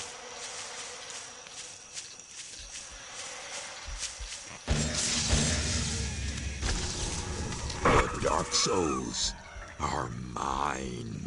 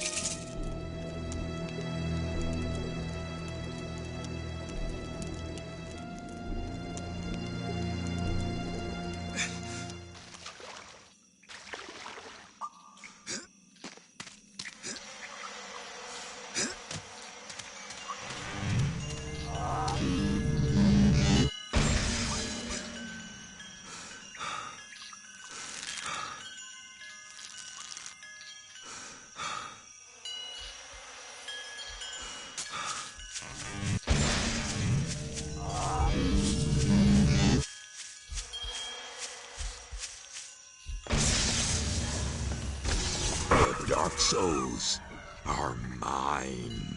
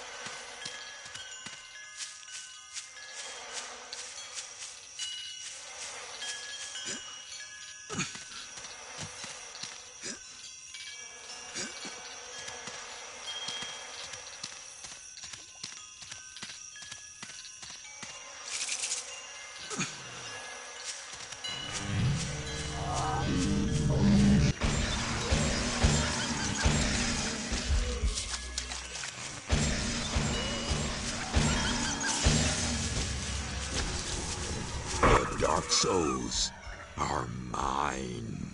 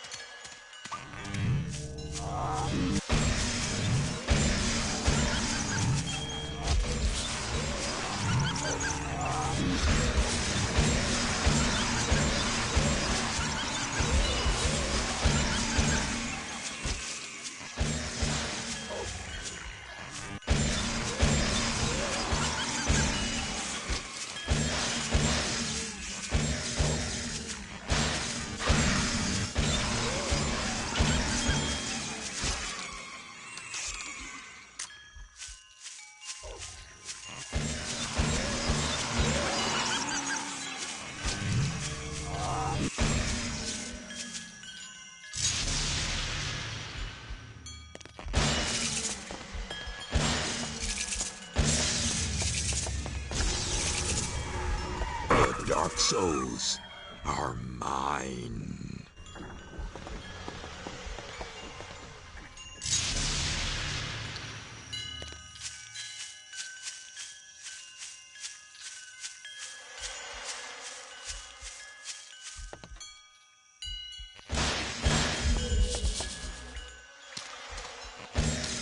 Whoops.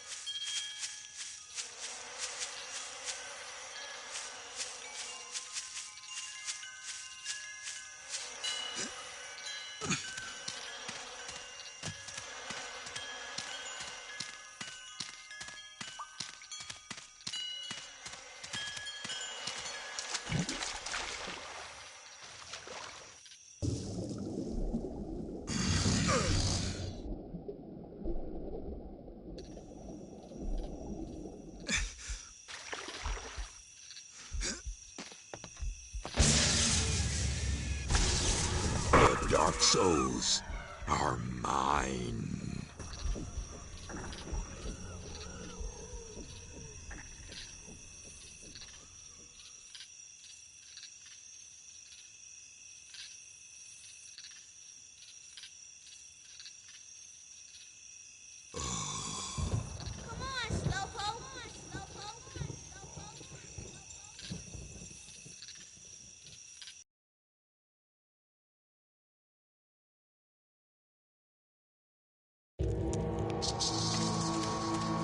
Mikey, what's up? You're looking more peaked than you usually do. It's Nettie. She's fallen into a coma. I'm not surprised. She was always one for more than a drop of the hard stuff. Never knows when to stop. I tell you, she used to go like the clappers down the old White Horse Inn. Jaunty, will you listen? The prophecy is coming true. Nettie used L'Eclipse Aid to give me my shadow powers when confronting the Five. Now the shadow has fallen, and the prophecy is about to be fulfilled. It seems to me that everything I do just brings us nearer to apocalypse, to the end of all things. Will you get a bloody grip on yourself, Michael? Nettie may be something of a head case, but she knows what she's doing. She knew this would happen. It's supposed to happen. Can't you see that? That's the thing about prophecies. They have a habit of coming true. All right. But it seems to me that somehow I'm responsible for everything that's happening. Maybe I should just get out now before it's too late. I never saw you as a giver up, Michael. And even if we are in a situation of damned if we do and damned if we don't, it's always better to go out fighting. Get as many of them dark souls as you can, build up your shadow powers till you're positively bursting with them, and then go and kick the arse of whatever's behind this. I really can't give you any more advice than that. Once again, Jaunty, I find myself in your debt. Your advice is sound. I shall do as you say. And look, if it all goes belly up, you can come back here and kick me arse from here to Hades. And if it doesn't, and we win the day, I'll be buying you that drink, even if you are an annoying, half-witted, skull-headed snake. Ah, flattery'll get you everywhere, Shadow Man. Now be off with you. You! Out! You can take somebody's eye out with that. You! Ah, what the hell are you playing at, you idiot? I love how the music stopped for a bit when he said that. Hey there, Vegas. How's things?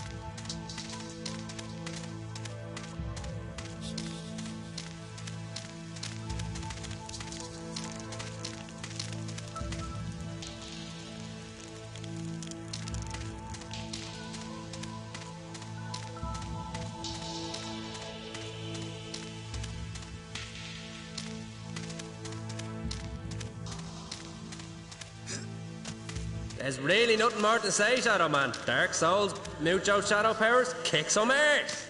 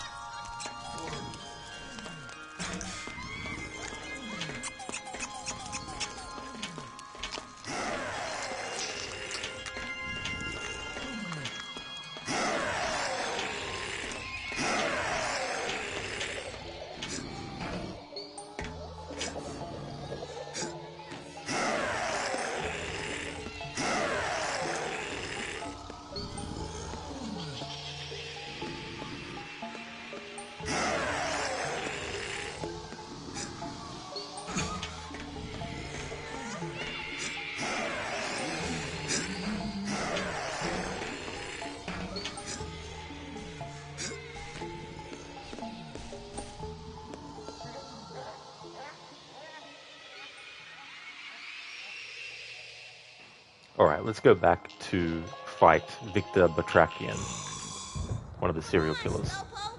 Or the Lizard King, as he's called himself. The leader of the Five.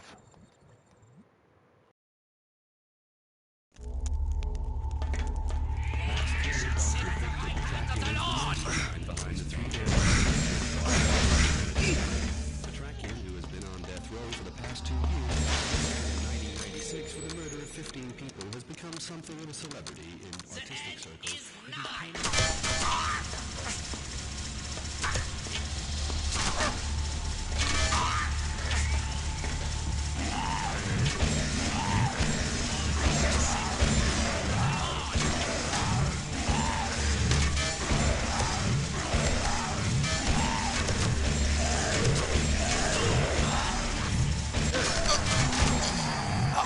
So long, puppy dog. These souls are mine.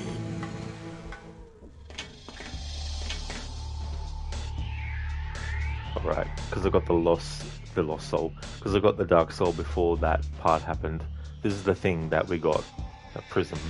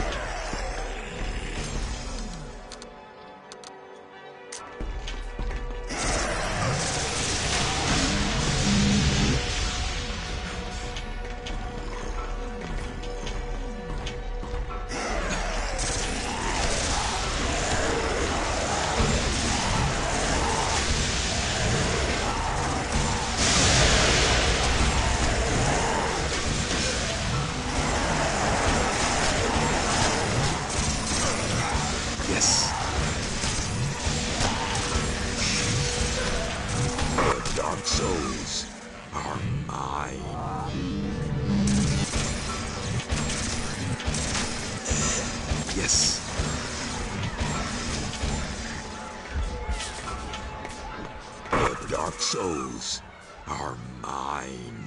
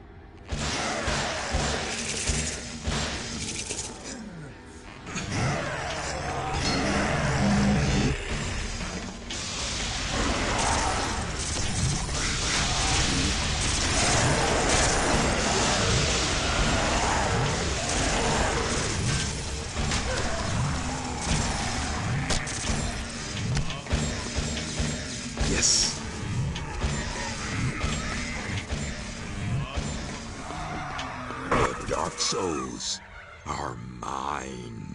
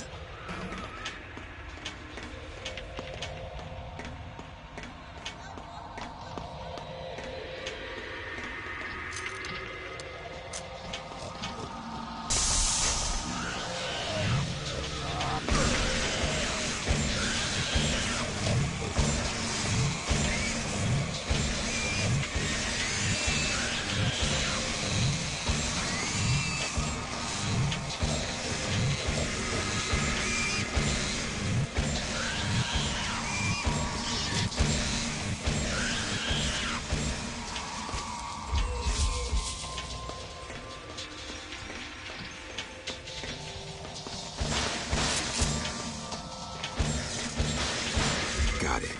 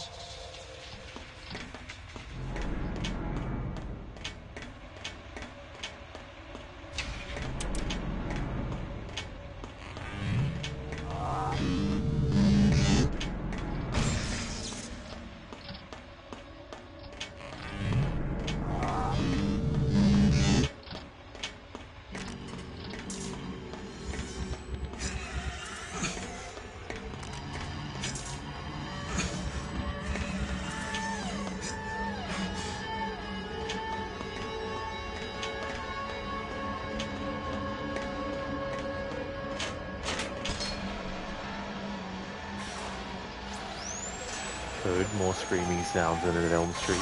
That's true, yeah.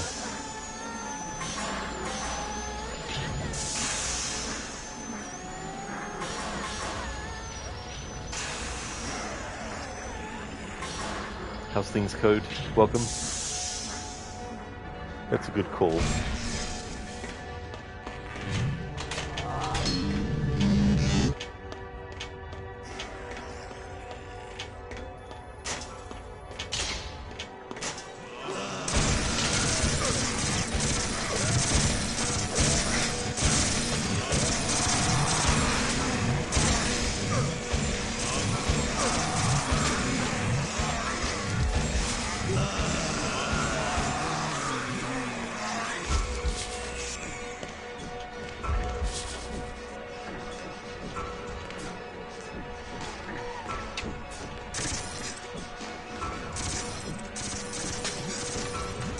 Dark souls are mine.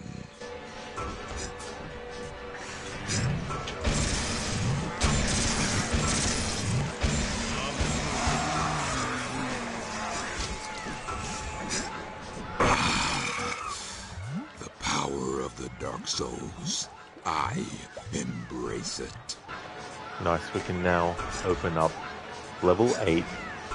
Sorry, level 9, I mean. Level 9 coffin gates.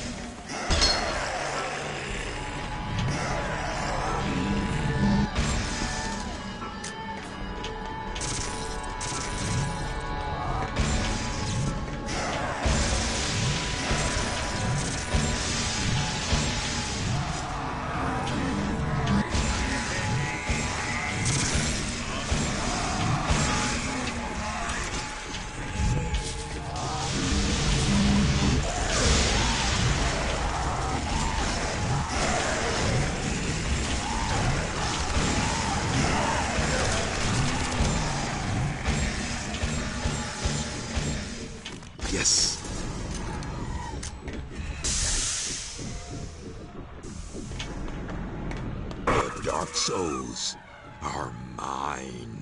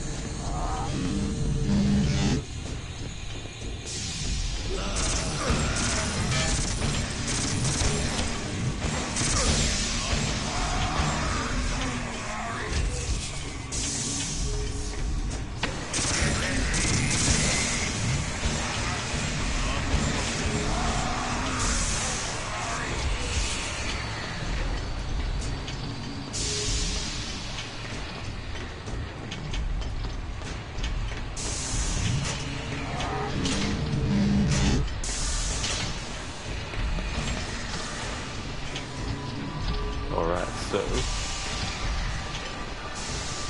this is Piston Room 6. So we go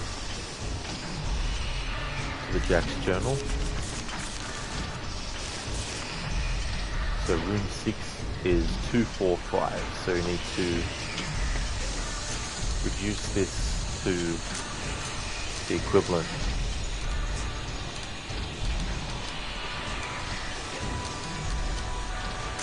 Already has it. There we go.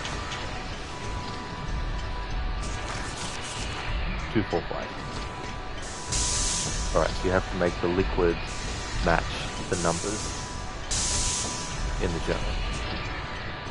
Once it fills to the top, if you need it to go back to the bottom, it'll just do that automatically. So that's 1, 2,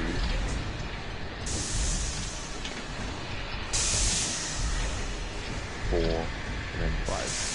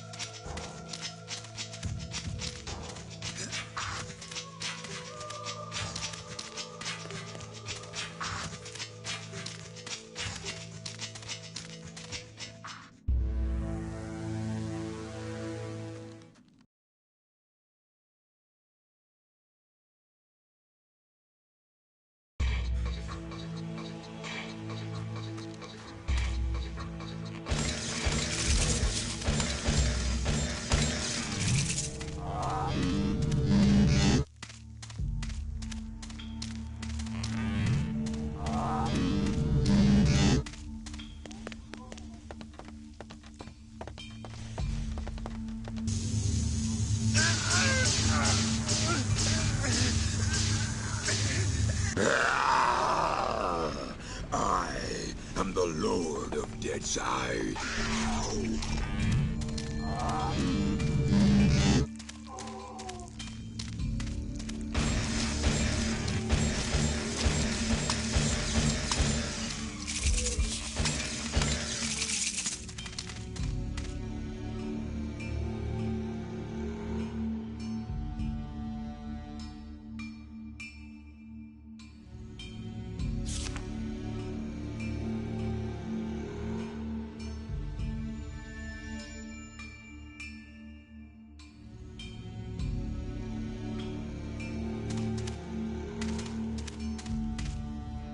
What I'll do is I'll go in so far as getting a fast travel point to this new location. That way I don't have to try and remember where I had to go back to get to here again later.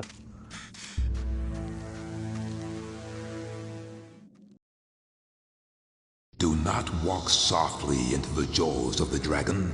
Do not accept the loathsome embrace of the beast at the heart of the horror, but instead discover that fearsome face, teeth bared, eyes aspark with ice-cold hate, sinews braced for the fall. And yet, I feel the beast does not await me at the maze's dark core.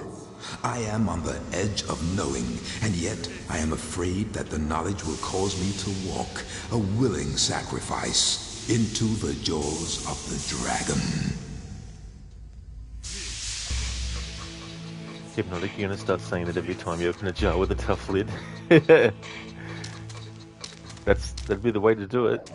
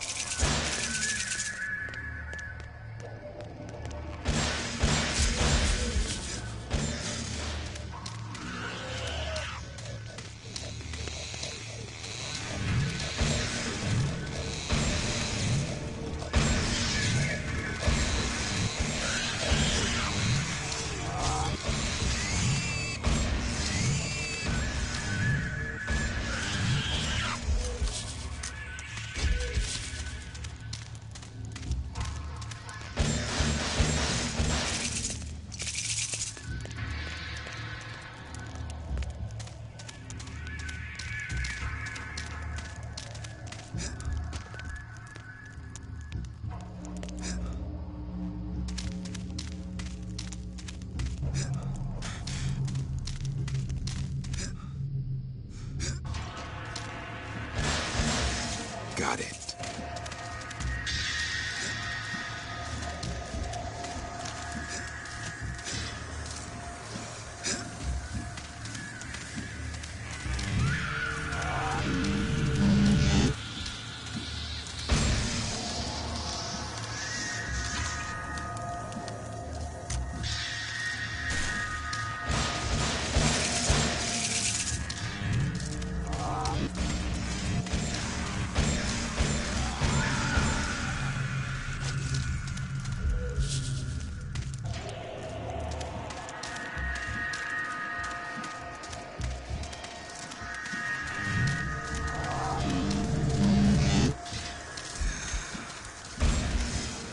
Alright, so now we've got the fast travel point.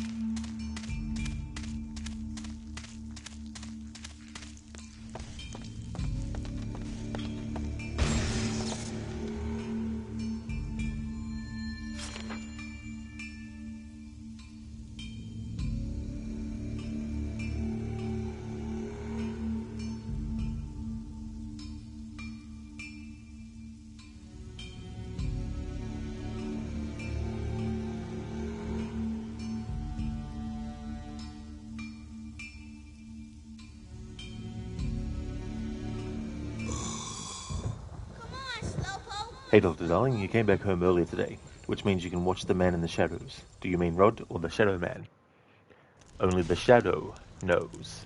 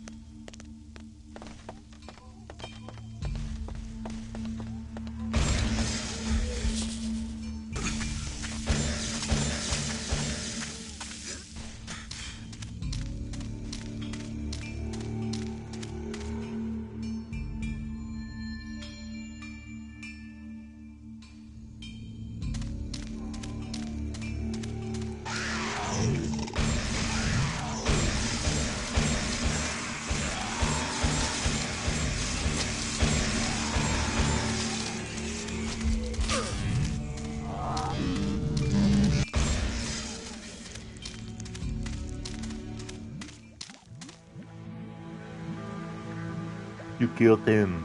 I saw you. You keep saying that. You sent him to do your dirty work, then shot him like a dog.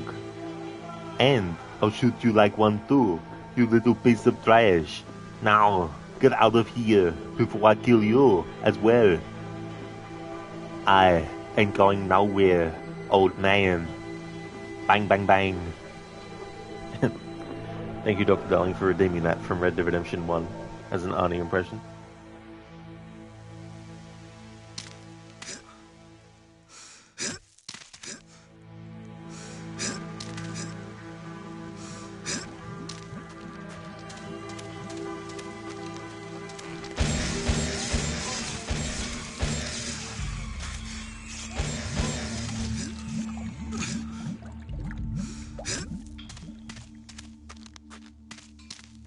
Dr. Darling, I like the way he said bang, bang, bang. Yeah, I thought I'd add that too.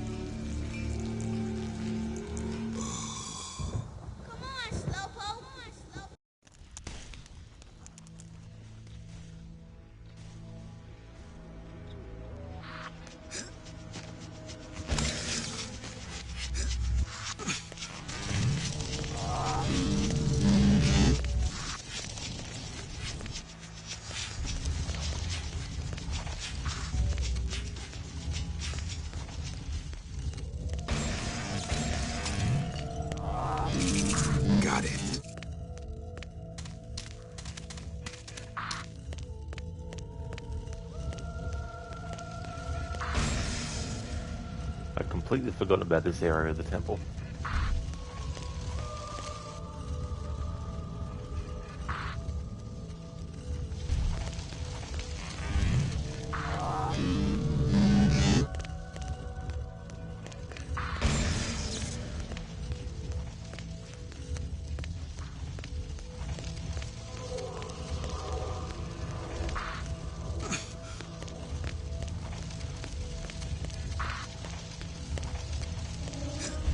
After knowing, damn it, you came home expecting to watch the stream, now Windows installed an update and you have to restart? Oh, I hate those forced restarts.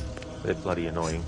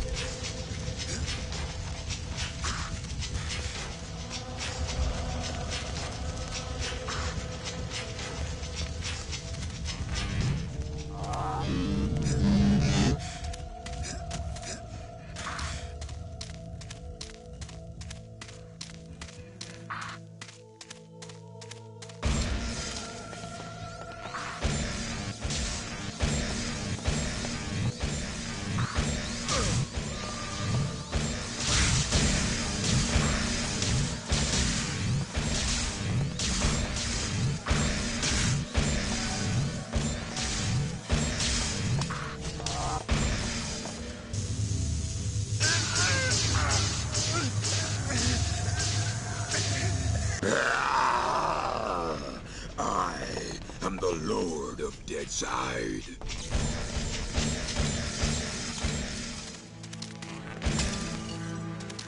This should be useful. Calabash.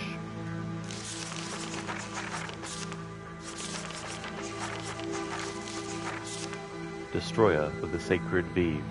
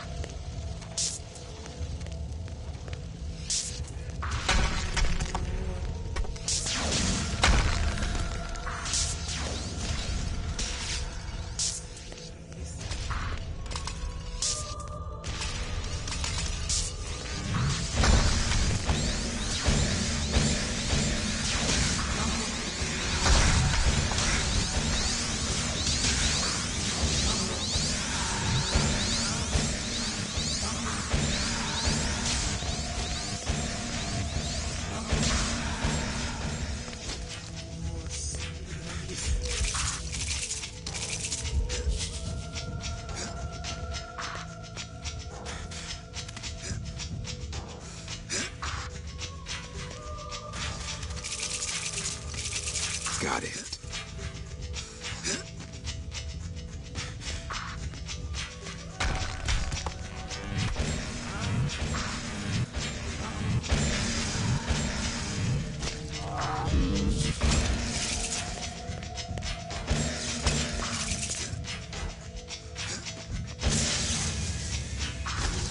The Dark Souls are mine.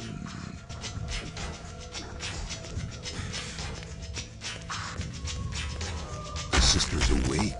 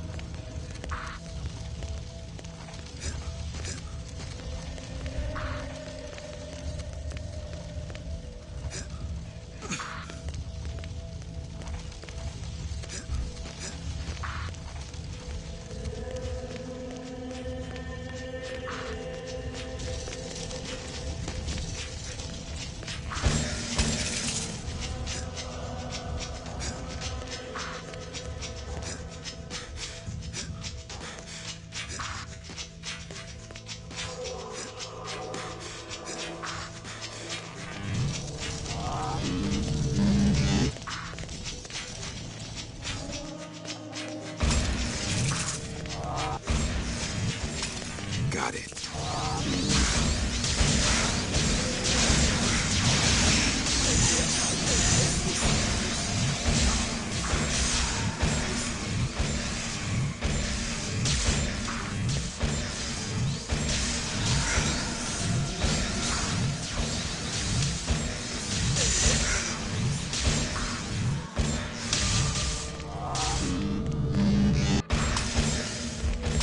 Got it.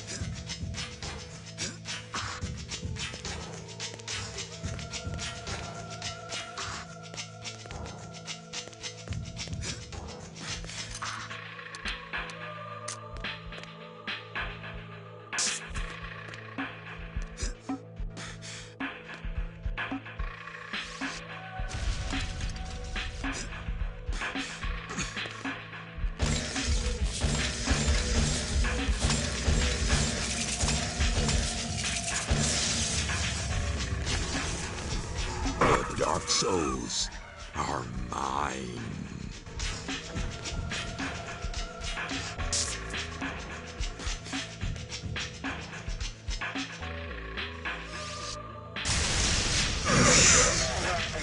Ho ho. Whoops. Cheap.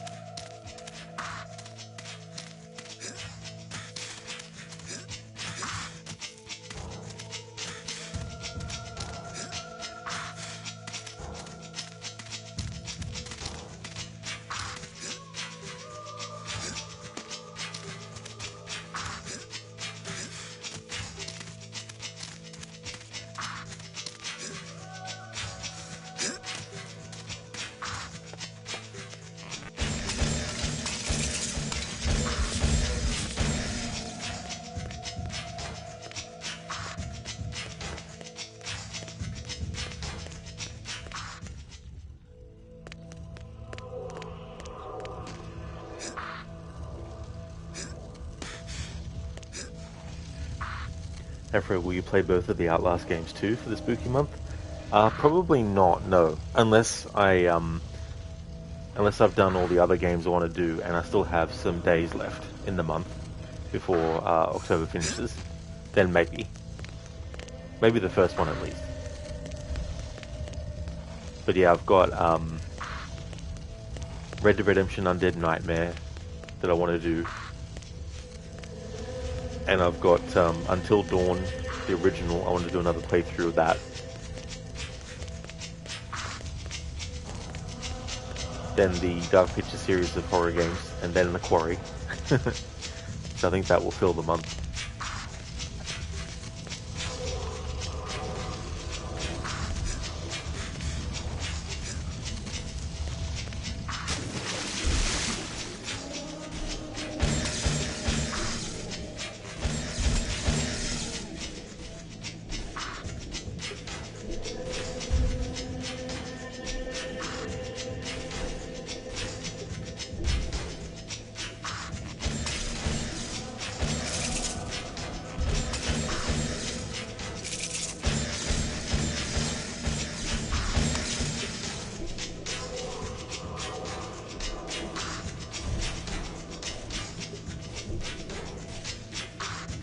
Afro, any specific run for Until Dawn? I want to do something where people can use channel points to affect the playthrough, but also have moments where there's Twitch polls to decide. So yeah, it'll be one of those playthroughs where I personally don't have any kind of like preference for what ending I get or anything like that, or the fates of characters, so it'll be up to viewers to sort of like massage the playthrough in the way that they would like, with characters and all that kind of stuff. Channel points, huh? You might have some. Yeah. I mean, they won't all be like related to channel points. Like, there'll be some decisions where, due to the nature of the channel point reward, if it gets redeemed, I might have to make sure that specific choices are made.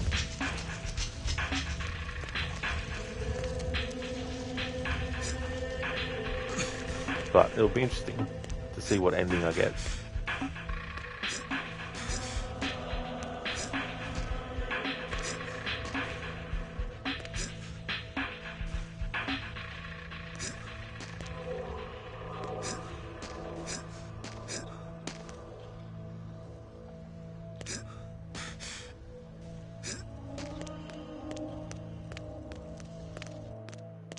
Alright, so I think I might just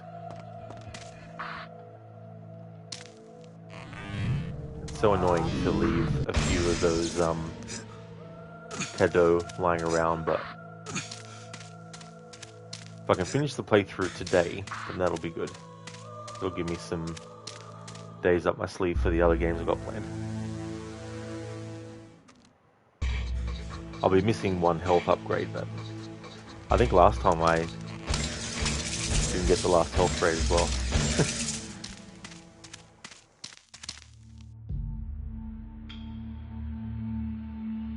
I mean, I'll go and have a look at other places, and if that particular one just is the last one, then I'll come back later. But there's still heaps, so I might not finish the game today, which is okay if that doesn't happen.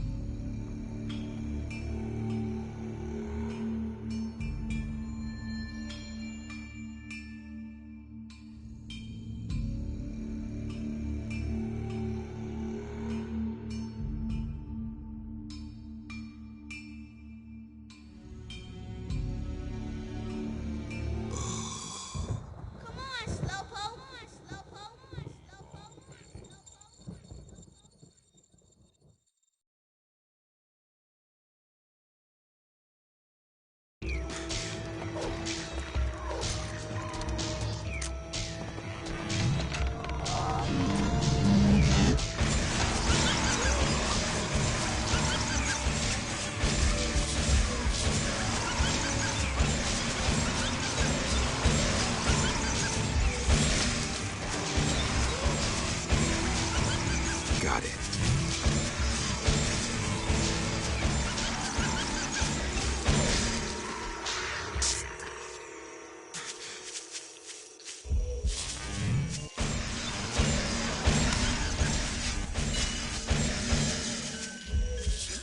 Oh yeah, there must be something down here. Excellent.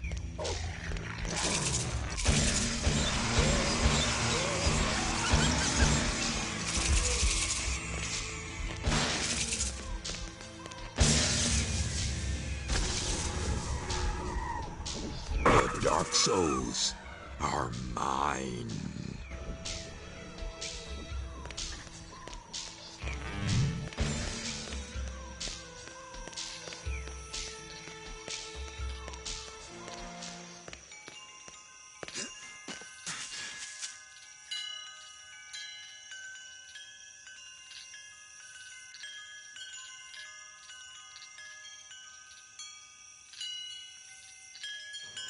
Afro, you done with your AC playthroughs for the most part? You'll just install Mirage next and wait for the update?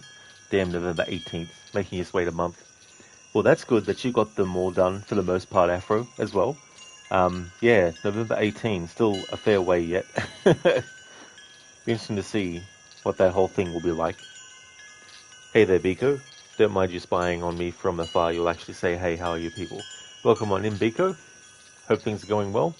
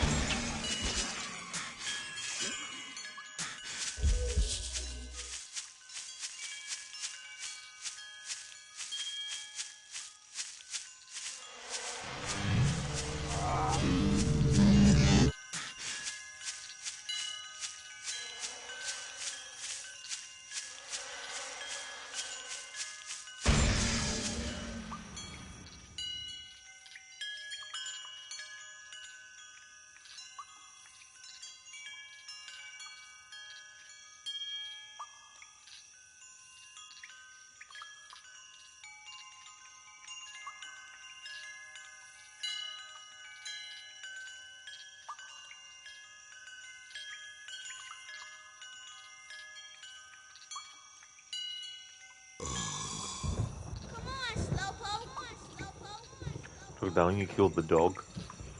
Well, at the moment, it's not an actual one.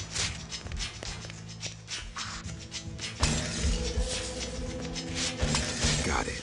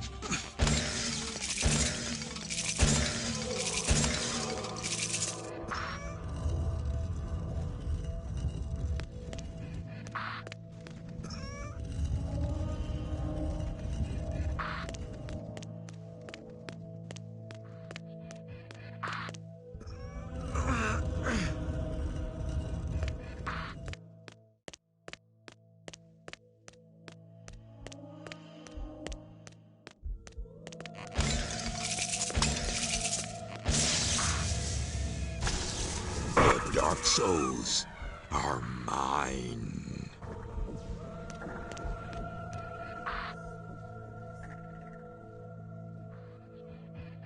Alright, we have 20 Dark Souls left to collect.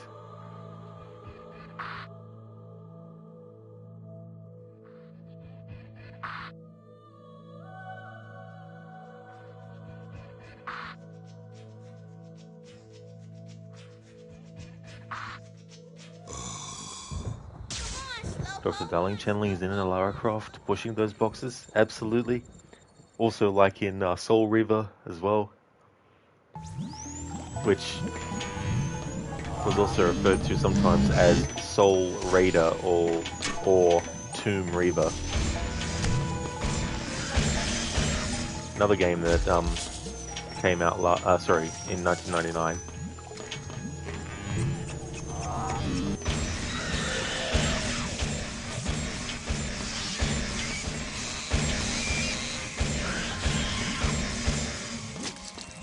Got it.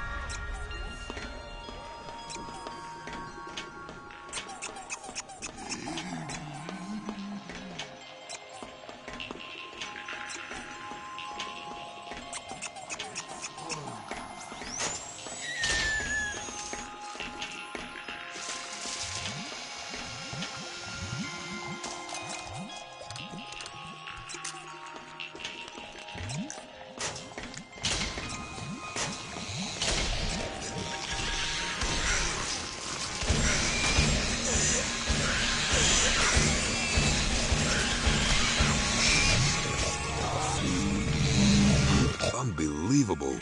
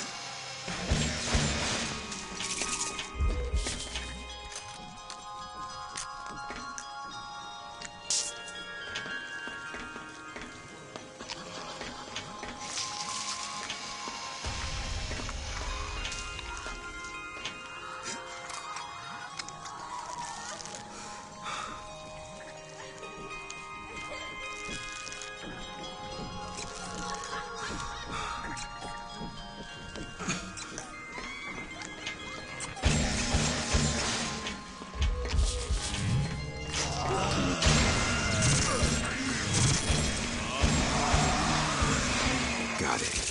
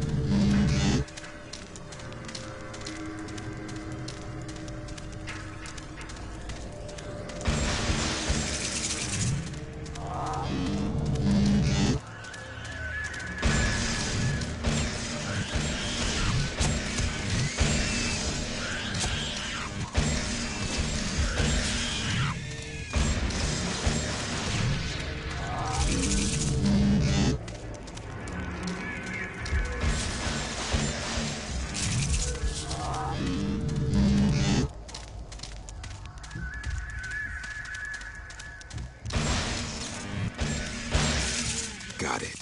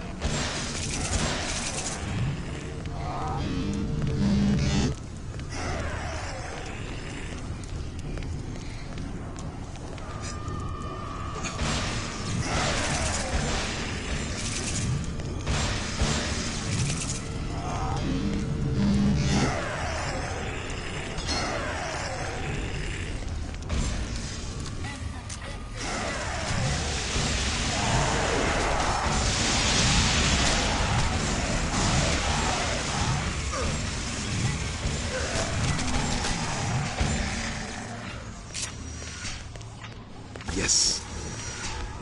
The Dark Souls are mine.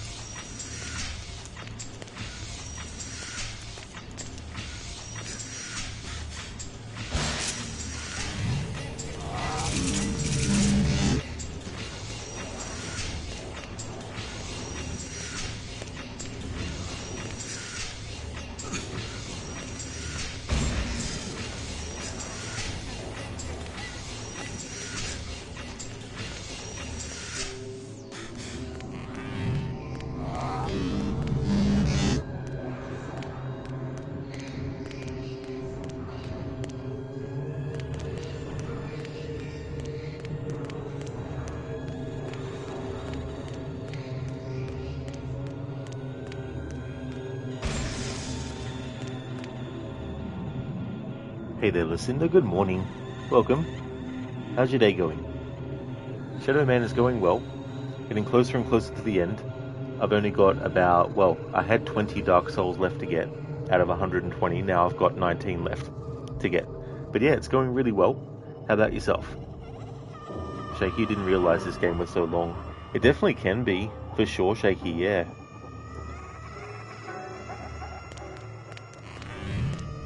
There's definitely a lot to it as well.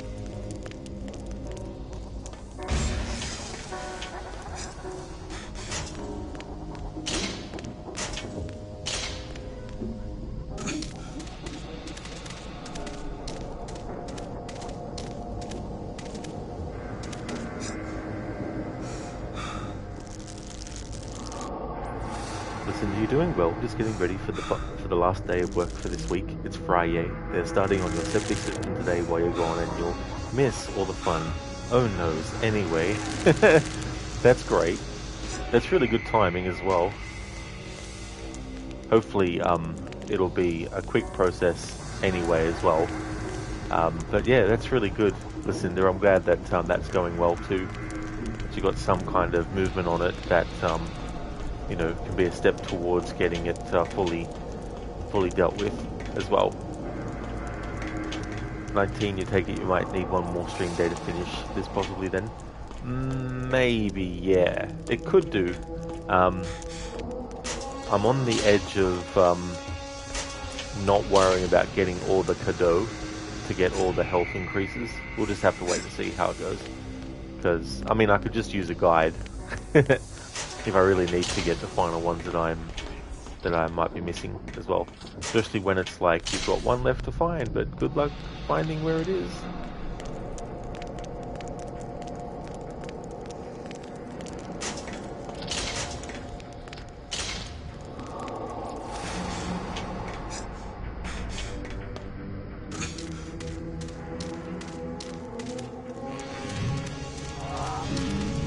Gotcha. Do you think you can do it without all the health upgrades and go for it, right? That's true. I think last time I played the game, the N64 version, I actually did the same thing. I fought the final boss without all the health upgrades.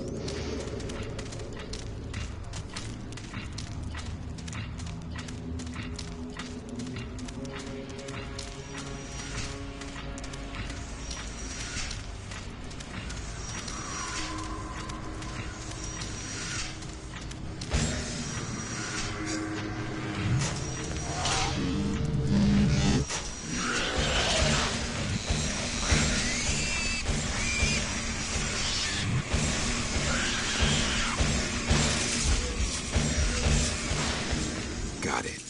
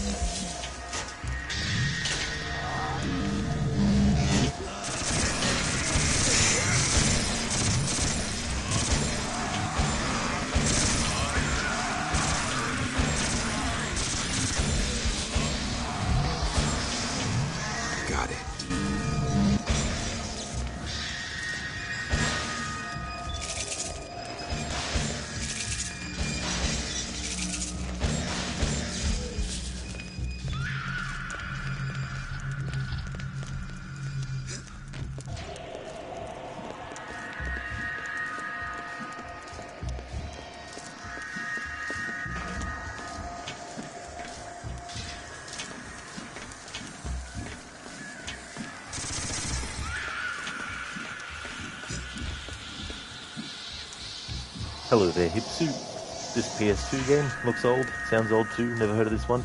Oh no, this was originally on the PS1 and the Nintendo 64, as well as the Dreamcast. I played the N64 version back in the day when it came out, which was 1999. And that was my first playthrough, and then my second playthrough ever was last year. So I decided to do the N64 version because it was celebrating its 25th anniversary last year, this game. But this remaster's been out since 2021, and I'd wanted to do it for a while, but I thought I'd do the original version for the 25th anniversary last year, and then leave this game for another time. And so I thought, well, this year it'd be good to do it in October. No wonder it looks blocky. That's true, exactly.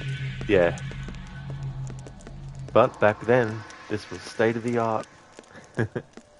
We hadn't yet seen graphics from the future at that point yet.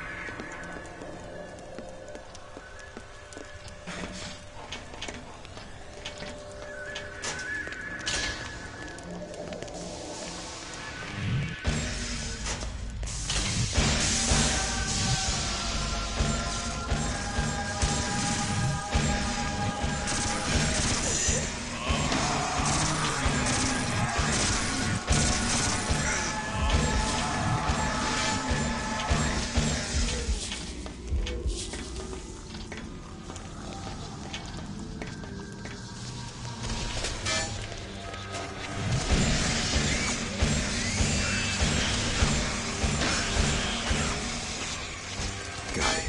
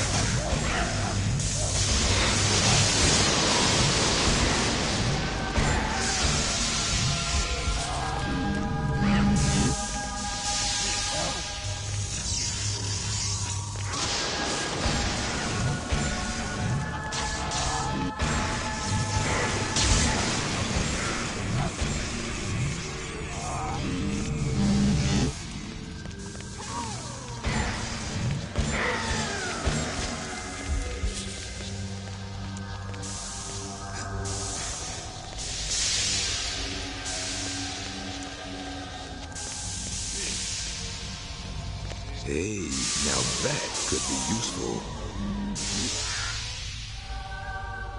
Hipsuit, hey, state of the art was Commodore 64 when you were like 7 years old in 1987. Yeah. Yeah, it's so interesting, you know, because like at any given point in time, whatever the advanced technology is at that point seems to be the best of the best, you know. It's not until time passes and those become obsolete or superseded that you start to actually recognize the flaws, I guess, even more in older stuff as well. Shaky, you remember when your dad rented this from Blockbuster on PS1? He was so surprised to hear a video game character swear when Shadow Man says shit going down the river in the boat in the beginning. Yeah, Shaky, that's the thing too, like, you had a big shift that was happening in video games and what was considered to be what video games were about as well, you know, and things were becoming a bit more quote-unquote mature, you know, with a lot of different things as well, and that was going on in movies as well.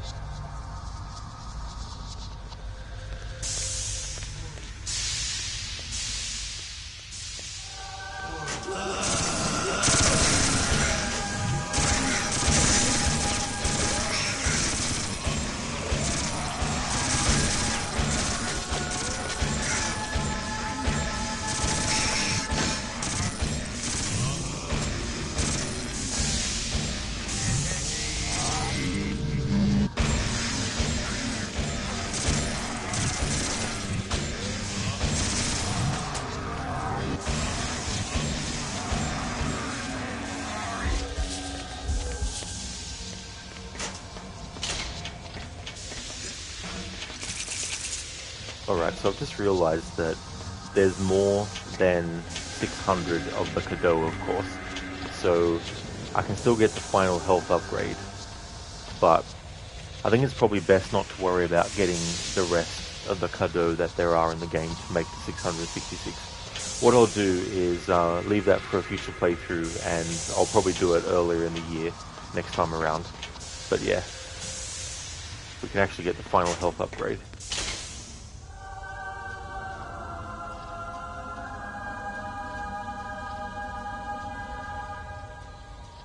Yeah, so overall there's 666. I've got 166 left.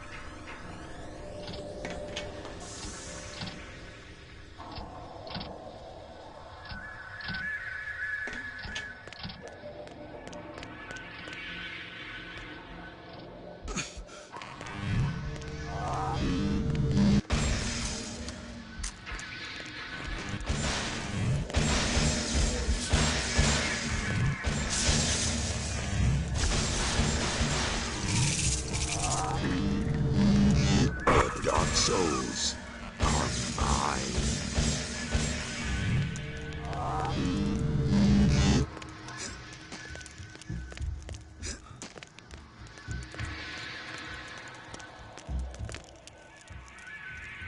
Hello, Gorky. How's your Friday going? Welcome on in.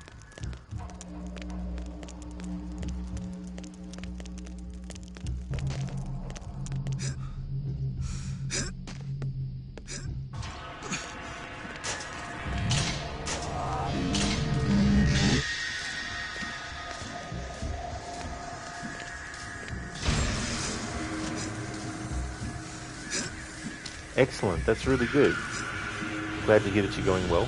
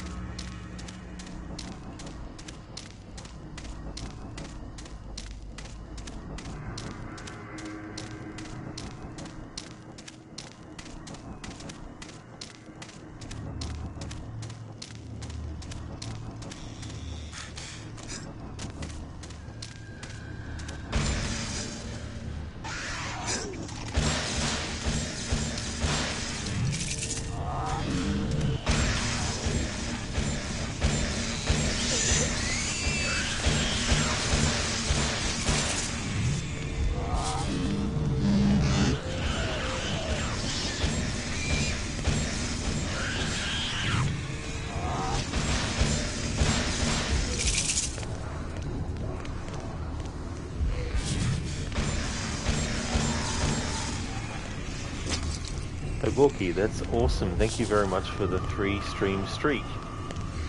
For the watch streak. Thank you very, very much. You like your badge? It's cool. Yeah, it does look really cool.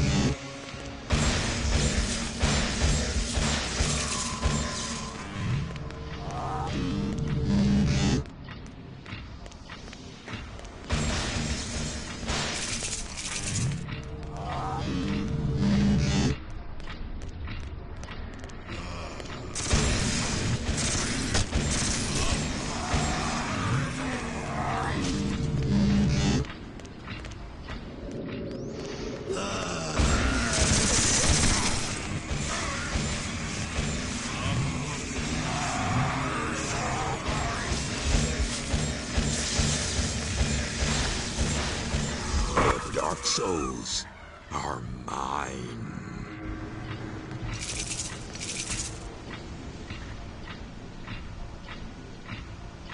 Alright, so I've got all the Dark Souls in here. What I want to do is go back to the Temple of Life and get the final health upgrade.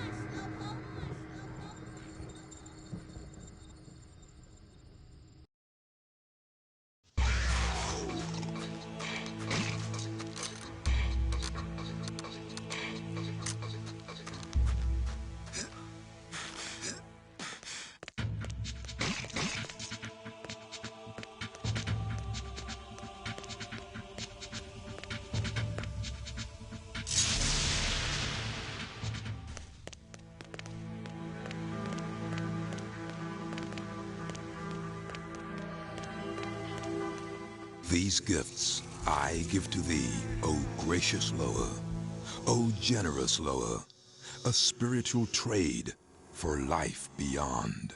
Ah, the life force surges like wildfire through my veins. Through my veins. Inmita, the Dark Souls are mine.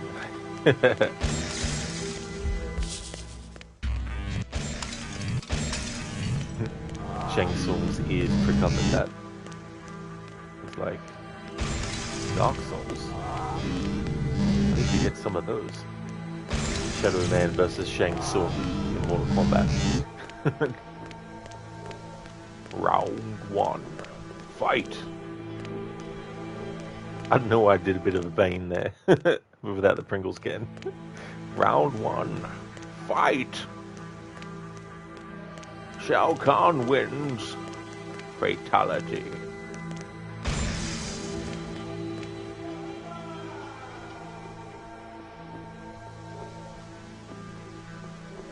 Come on, Slowpoke, come on, Slowpoke, Slowpoke. Thank you for redeeming that, Shaky. I'll do another variation of it too, because that one was a bit quiet. Come on, Slowpoke. Come on, Slowpoke. Slowpoke.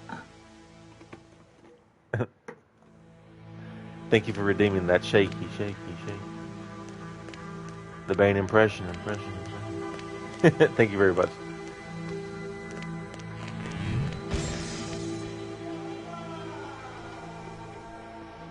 Okay, so I'm not going to worry about getting the rest of the cadeaux that are left in the game. So, there's 666 in total, but you only need 500 to get all the health upgrades.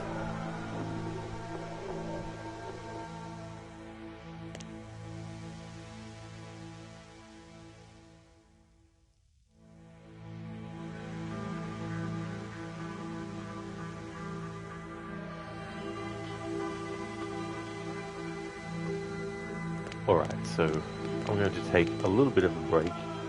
I'll be about 10 minutes.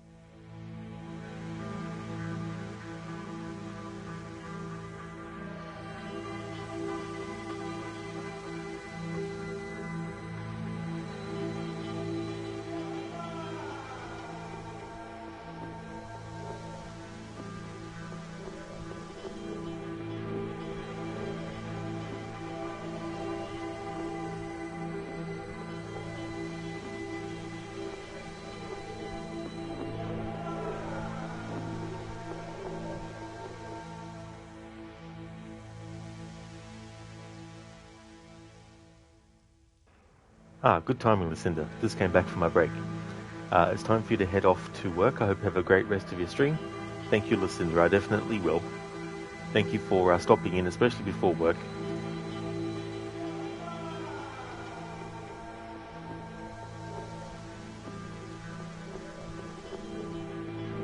Stream elements? What are you doing?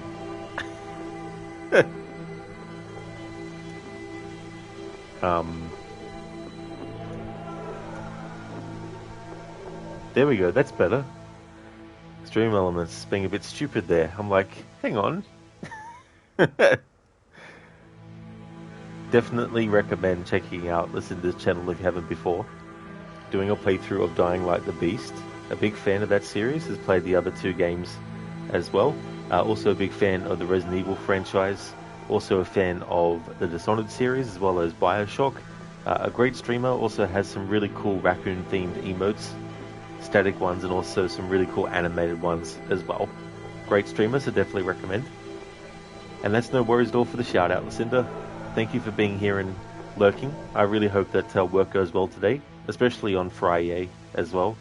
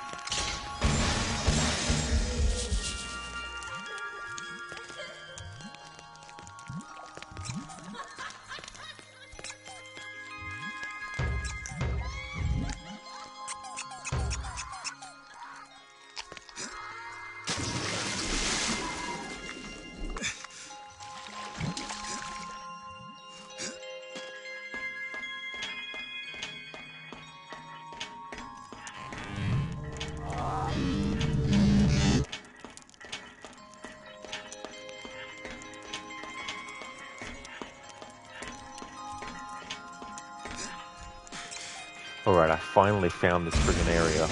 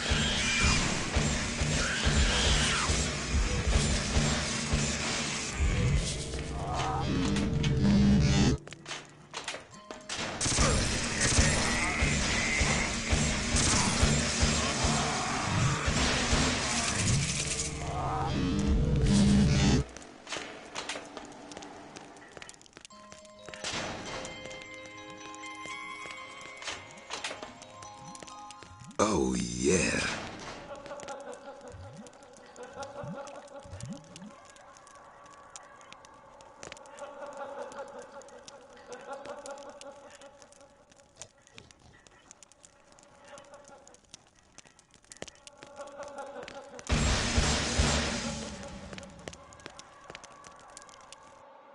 Alright, what secret was that we just got? Invisible Man. From Shadow Man to Invisible Man.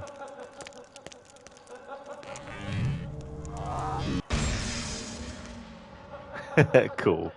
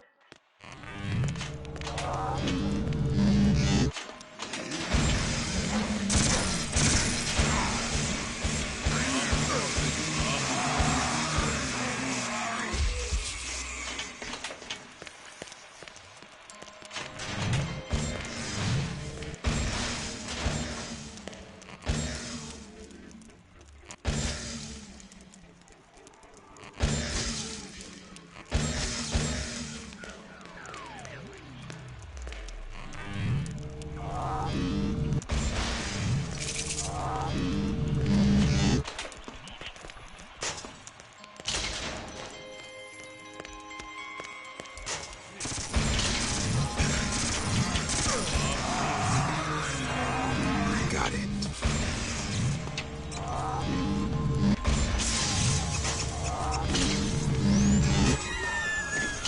The Dark Souls are mine.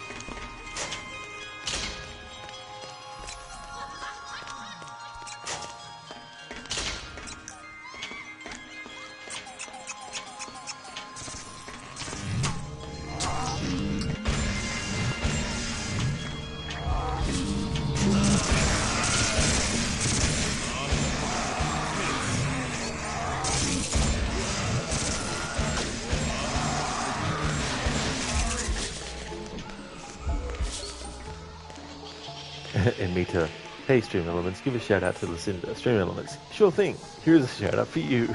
Yeah, that was very, very strange. Just like I didn't even put my name at all after the exclamation mark shout out command. Like, why the hell? Doc Darling, bang bang, pew pew. Definitely a lot of that in this game, that's for sure. The shadow gun. The Dark Souls are mine.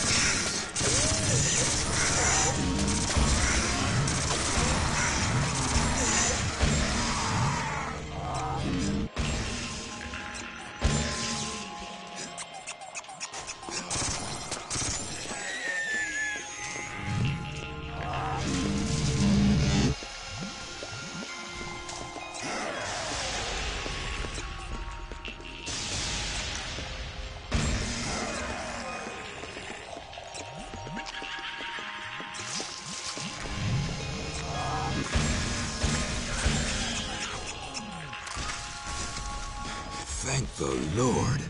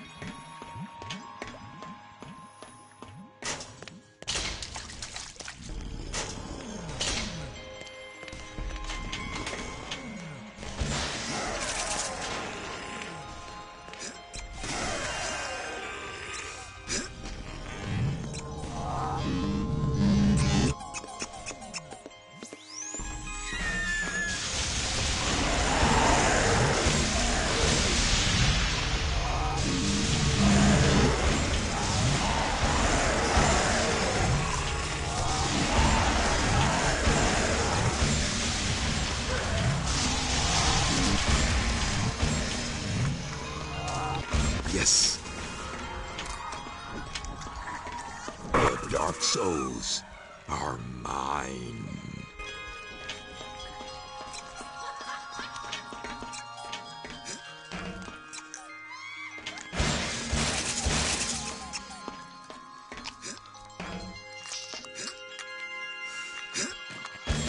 Got it.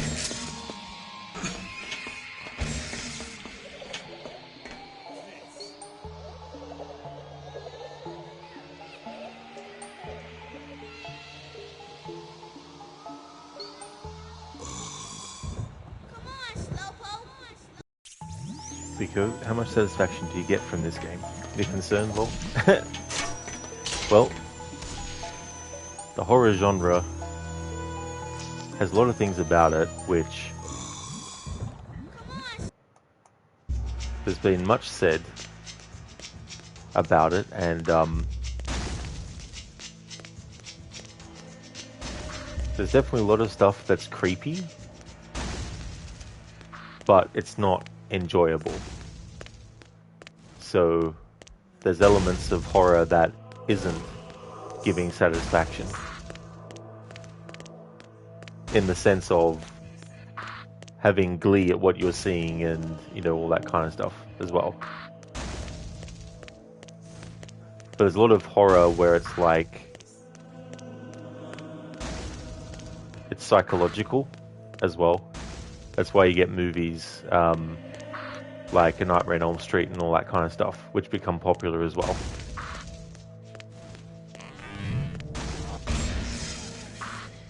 Hey Lone Star, welcome on in. Because, oh, thank God for that, lol, we're all safe.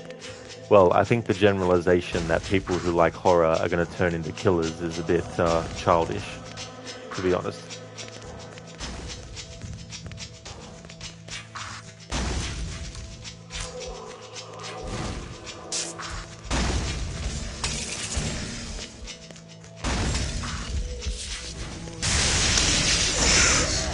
Ah, shit, died. Damn.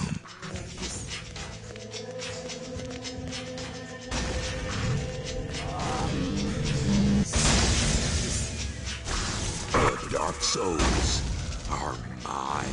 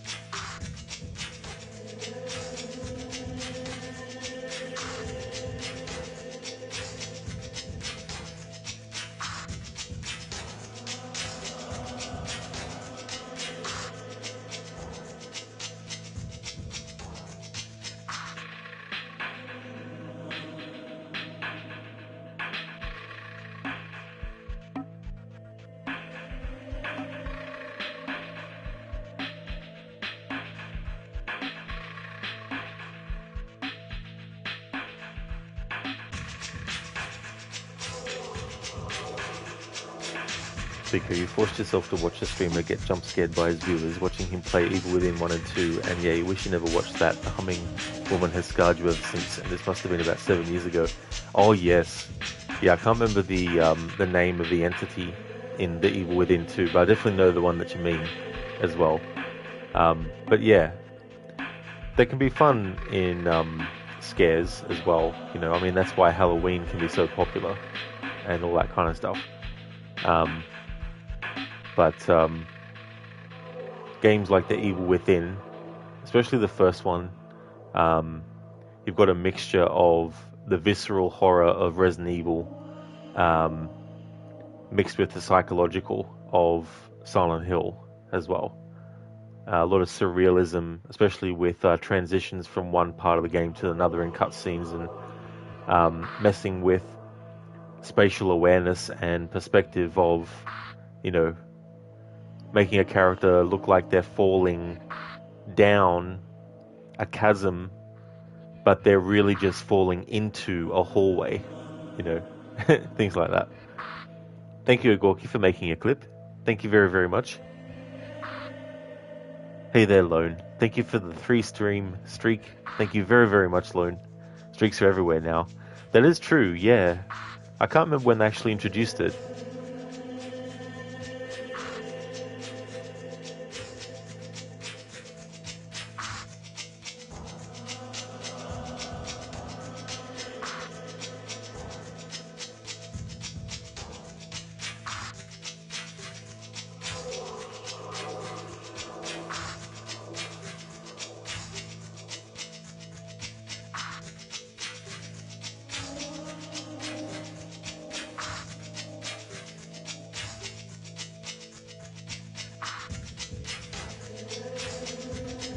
Thank you, Gorky, for making that clip. Speaker, that hallway when the furniture gets turned upside down. Wow. Yeah, you see that extremely trippy. Absolutely. Yeah.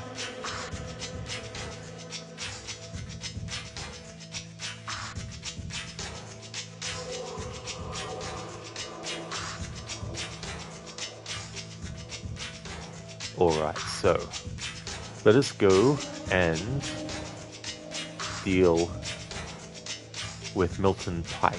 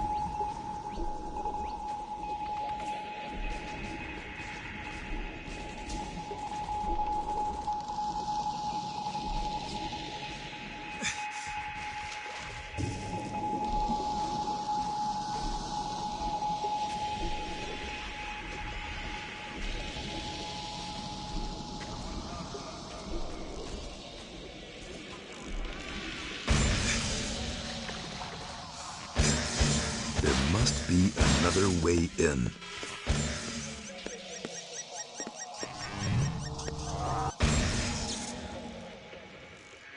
Agorki, you're welcome. Only thing with those clips, you never know what to name them. That's definitely fair, Agorki. Yeah, sometimes it can be tricky to sort of think of a name. Even if you name it whatever's happening in the game, like if it's a clip of me dying in the game, for example, like you could call it something like Dead Again, or something like that, like depending on what's happening in the game when you do like a clip. But even if you just name it something basic, like it doesn't have to be anything that's highly advanced or anything like that. Yeah, Lone, yeah, Rod's unfortunate accident, things like that. Hey there, Schiller, welcome, dude. I'm doing well, thank you. I think I'll be finishing this game in this stream. It's going good, dude. How about yourself?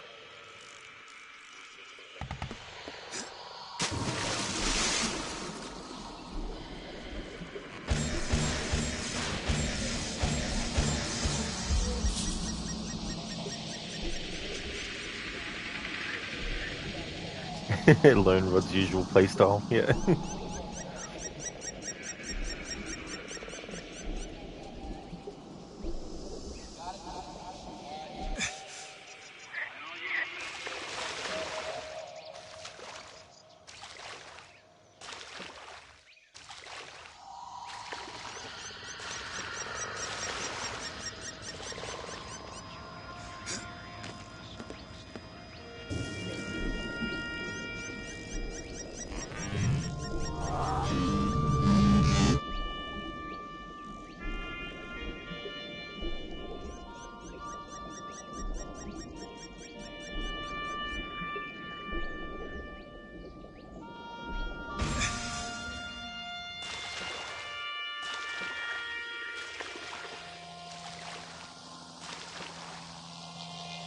This is a level that they put back in for the remaster.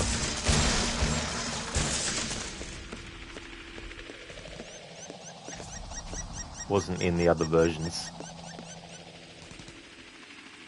Chiller, you're good. You were helping a friend this morning and now chilling a bit before you invoke the right to remain silent in House of Ashes.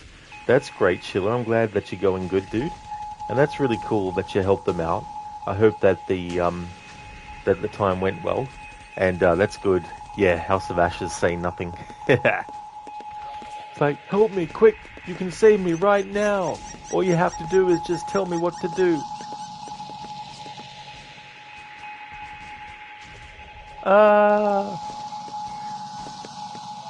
Sorry, had to say nothing.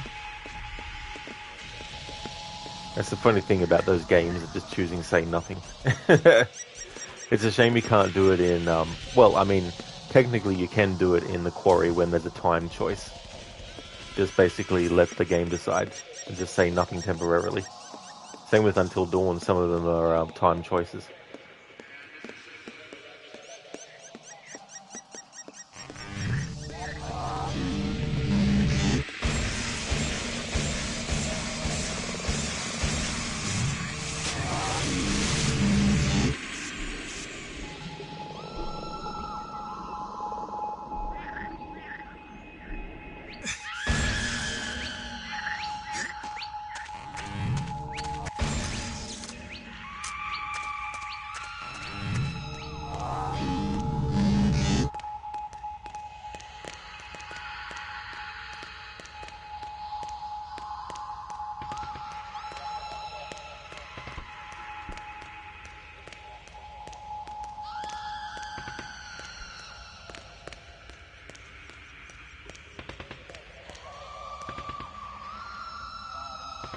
Oh, shit.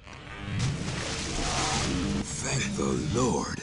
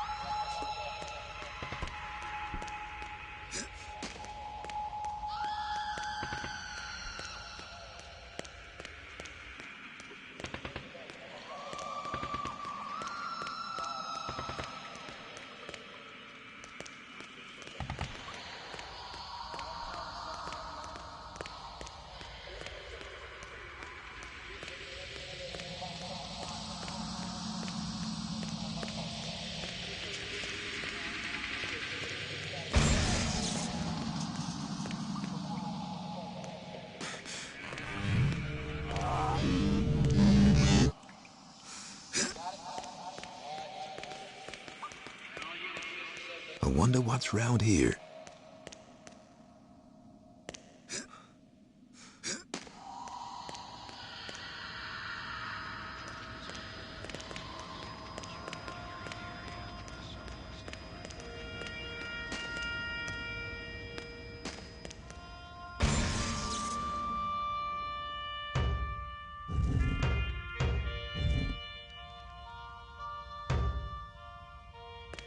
There must be something round here.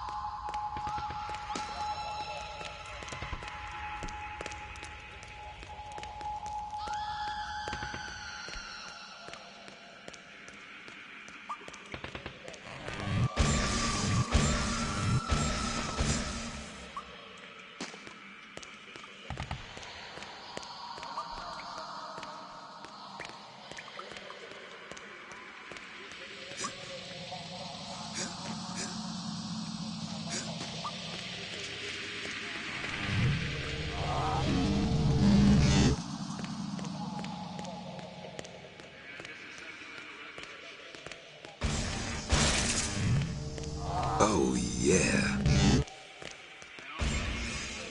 Alright, what secret is this? Play as a dog. It's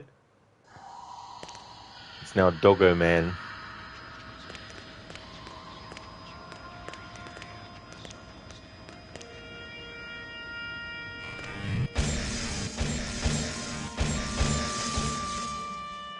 Yeah, Lynn, what the fuck indeed.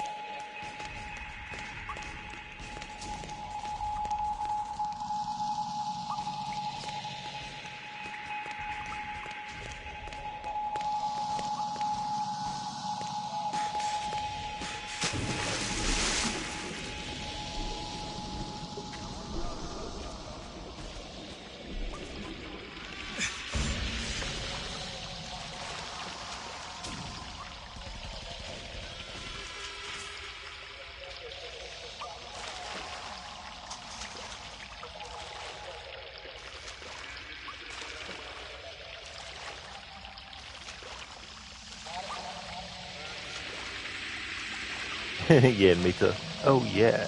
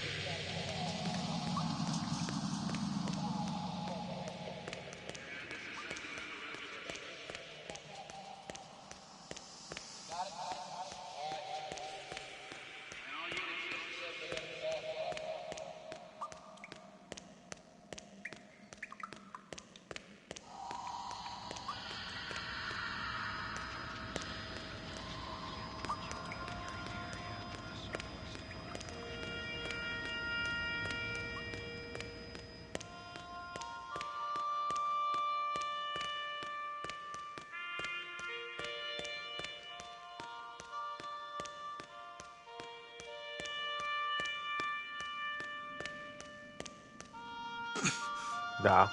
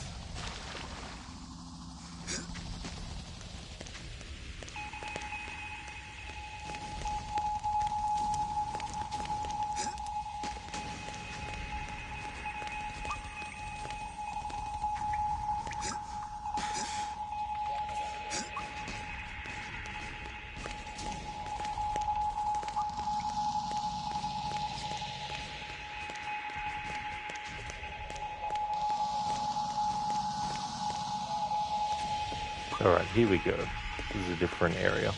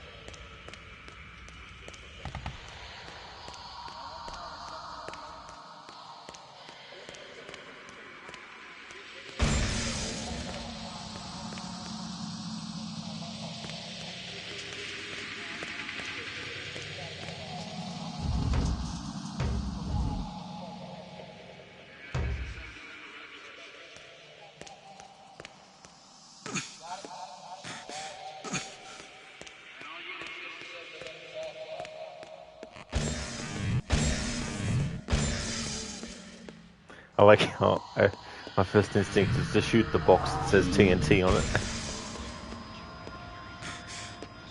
Hey, you! This is private property. What the hell you think you're doing, boy? I ain't your boy. Don't you get uppity with me. You trespassing on my property, I can call you anything I choose, boy. I didn't see no signs, fatso. That's 'cause you didn't arrive by the front door, did you? I don't need an invitation, fat man. I've been sent here by a higher power. I'm the only power around these parts, boy. You gonna find that out soon enough. You gonna find out what survival is all about. Just like a rerun of the Nam. It's Judgment Day for you and all your kind. This is the end, beautiful friend, for we are many. Jesus, I don't need this bullshit.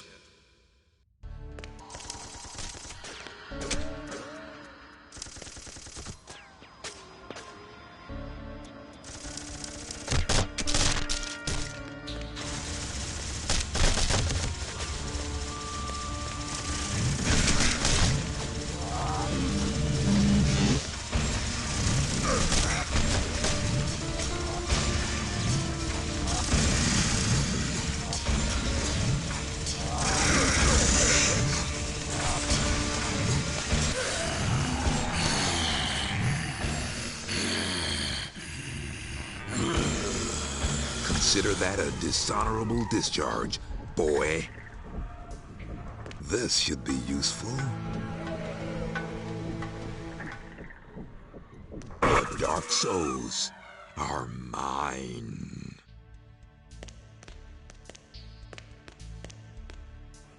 Well, that was very interesting because in the original version, you fight him in the same prison where Lizard King and the other guy are. I can't remember his name.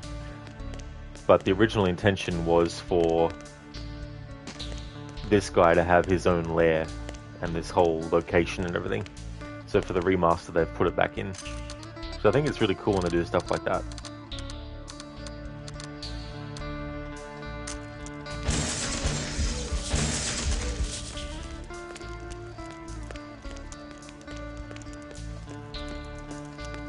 Yeah, Lone is like, there's a box of TNT.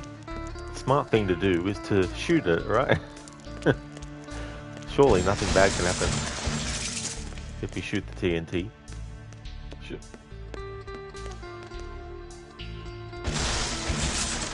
Surely not.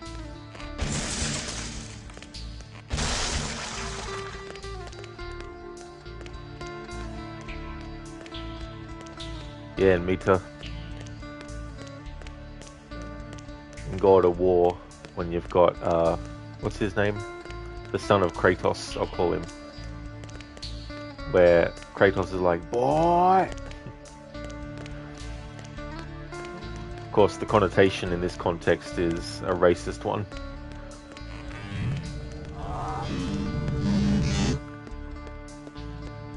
Bigger bullshit, yep. Great performance.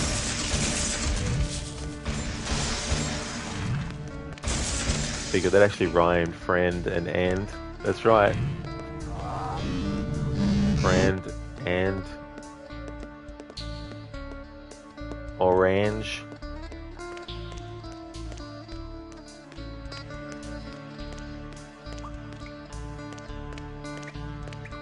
And me to the boy that has no name. That's Kratos' son's name. Yep.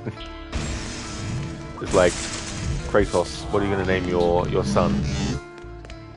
Boy. It's like, need to be more than just that. How about we call it the boy that has no name? There we go. Atreus. That's right. I was gonna say Atreyu, but that's from the Neverending Story.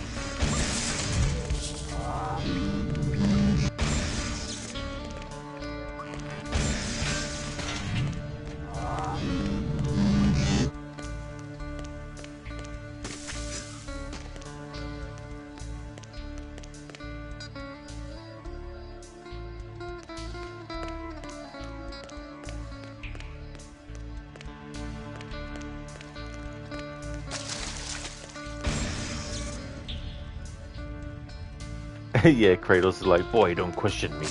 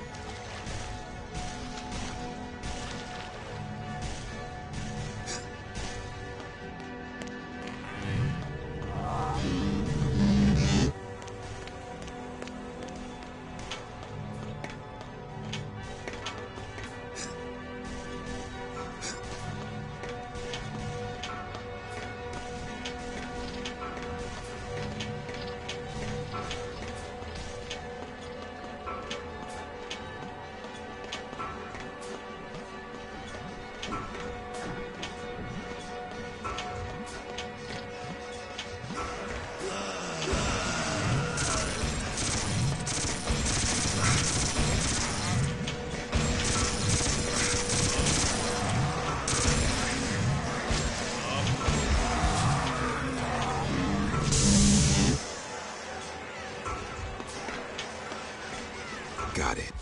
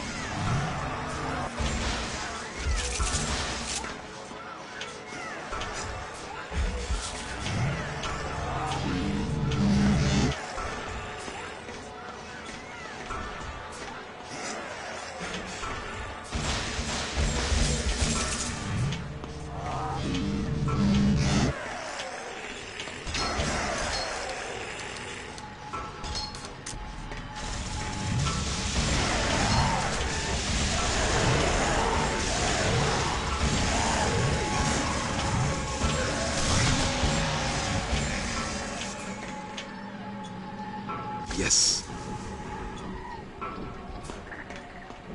The Dark Souls are mine.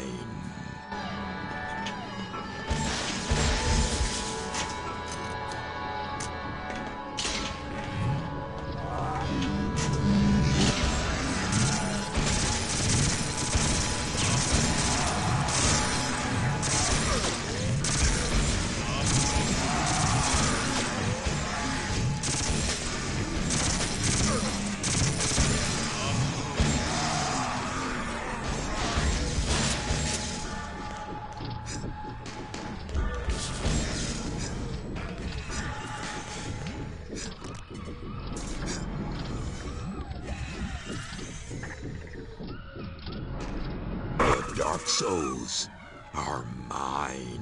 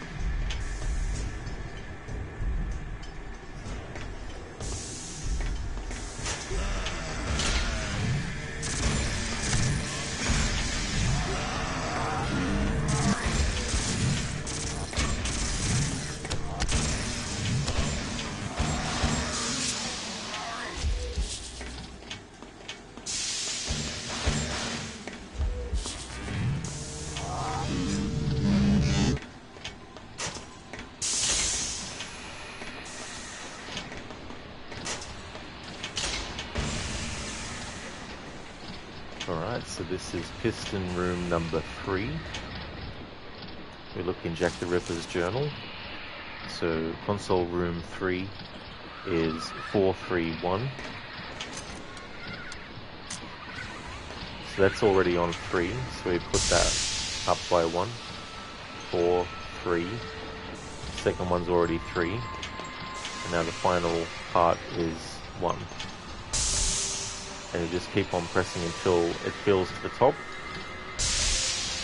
And then you press it one more, and that'll revert it to 1.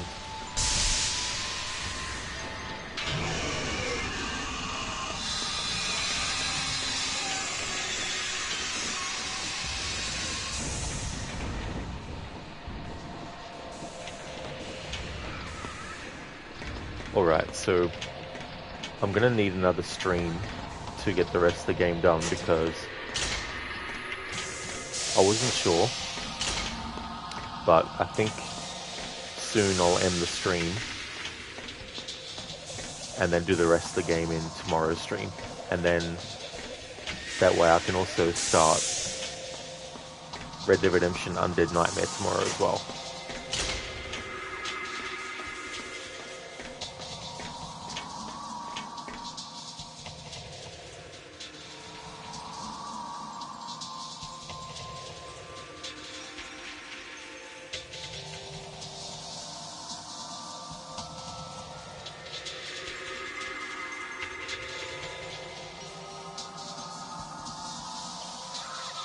Speaking of Jack the Ripper, let's actually go... Oh, I didn't get a fast travel point there, that's right. We'll go to the Cathedral of Pain and go back into his lair.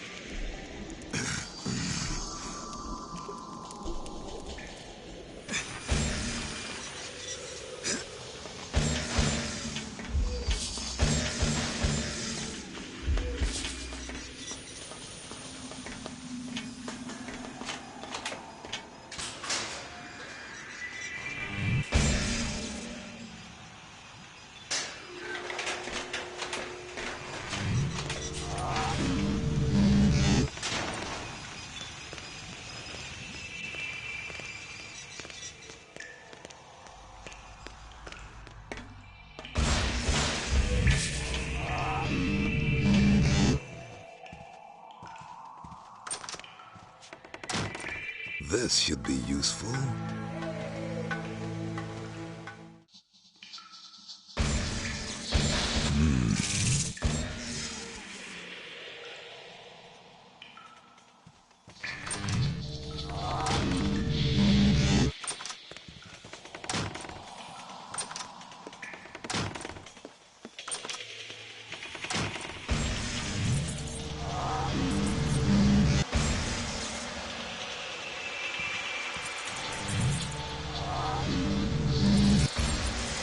Not at all good.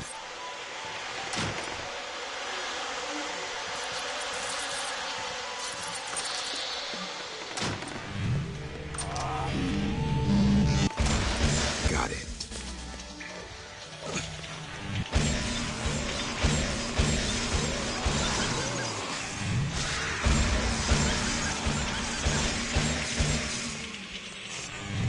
Got it.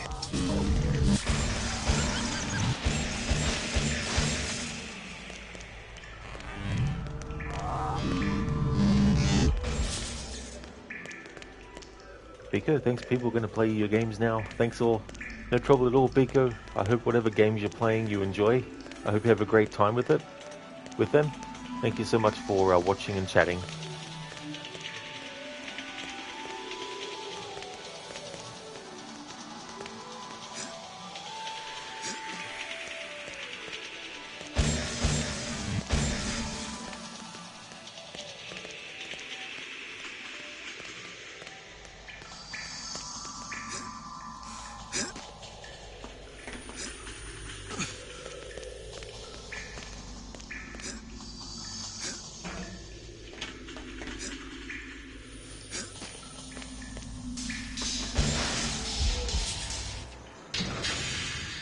One thing I'll say about the bricks, they know how to make things last.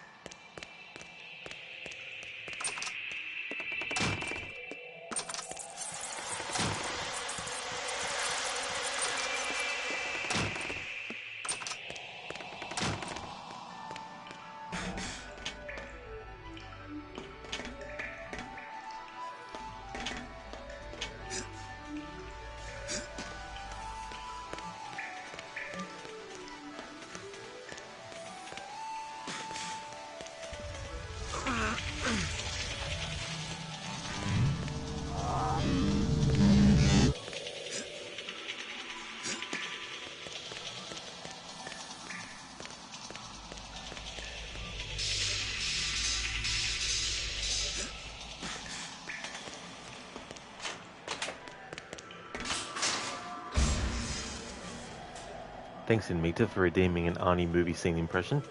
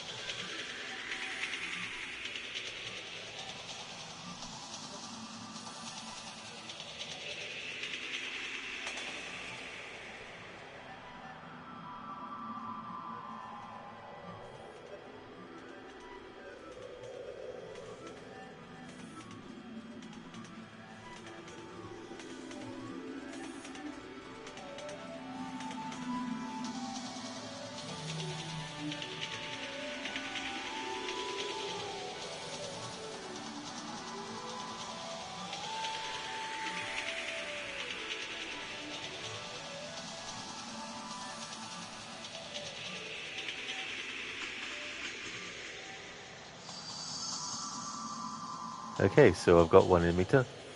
Howdy, stranger. This is Hauser. If things have gone wrong, I'm talking to myself, and you have a wet towel around your head. Now, whatever your name is, get ready for the big surprise. You are not you. You're me. No shit. All my life, I worked for Mars Intelligence. I did Cohaken's dirty work, but then I met someone, a woman. She told me a few things, like I was playing for the wrong team. All I can do now is make up for it. You see, there's enough shit in here to fuck Cohaken good. But if you're hearing this, it means he's got to me first. Now, here comes the hard part, old buddy. Now, it is all up to you. Great. Now, let's start by getting that bug out of your head. Take this out of the case and stick it up your nose. Don't worry, it's self-guiding. Just shove real hard. When you hear a crunch, you're dear. Now, pull it out. Be careful, that's my head too. This is the plan. Get your ass to Mars and go to the Hilton Hotel and flash the fake Brubaker ID at the front desk. That's all there is to it. Just do as I tell you. You can nail that son of a bitch that fucked me and you. I'm counting on you, old buddy. Don't let me down. From the original Total Recall. When past Arnie is talking to future Arnie. And future Arnie is talking to past Arnie. Back when he was Hauser and not when he's Doug. Before he gets all the all the shenanigans at me. Thanks for redeeming that, Emita.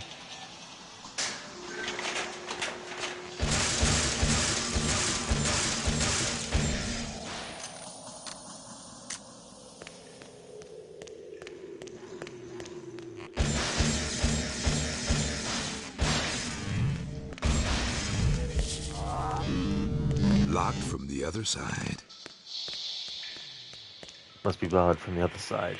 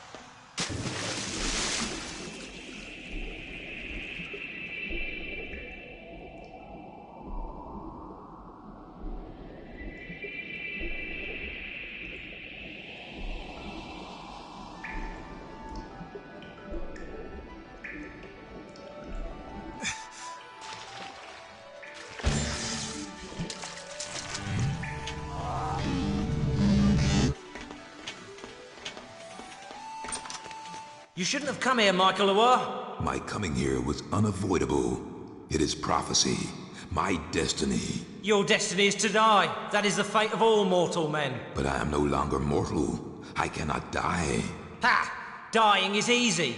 I have achieved that end more than once in my existence. And now I have returned as a bloody messiah, an avatar resurrected, a divine servant for my master's great plan. If dying is easy, then you won't mind if I blow you away, you pathetic little man. You may try to achieve that end, Michael Loire, but I warn you, you shall not find it a simple task at all. For we are many.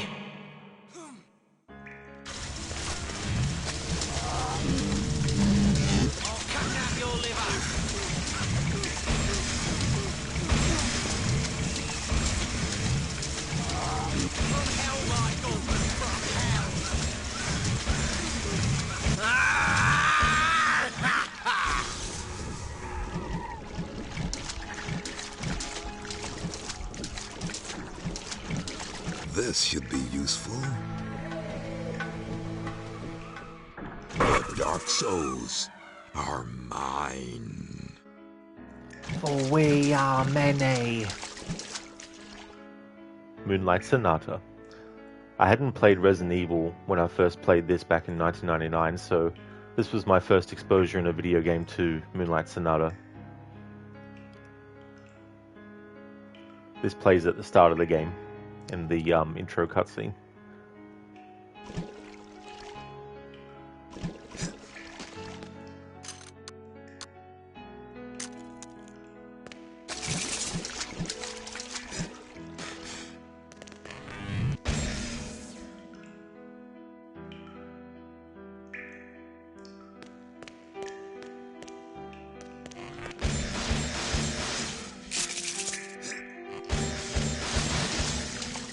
That's right, Amita. Is he Legion? For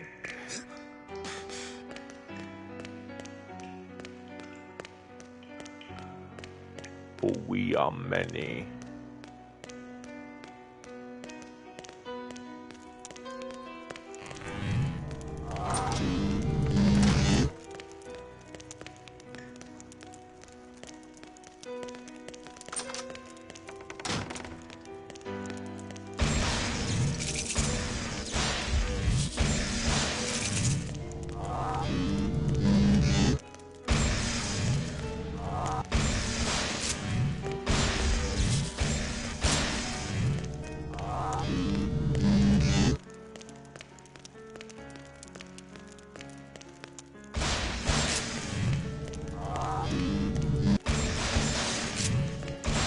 Got it.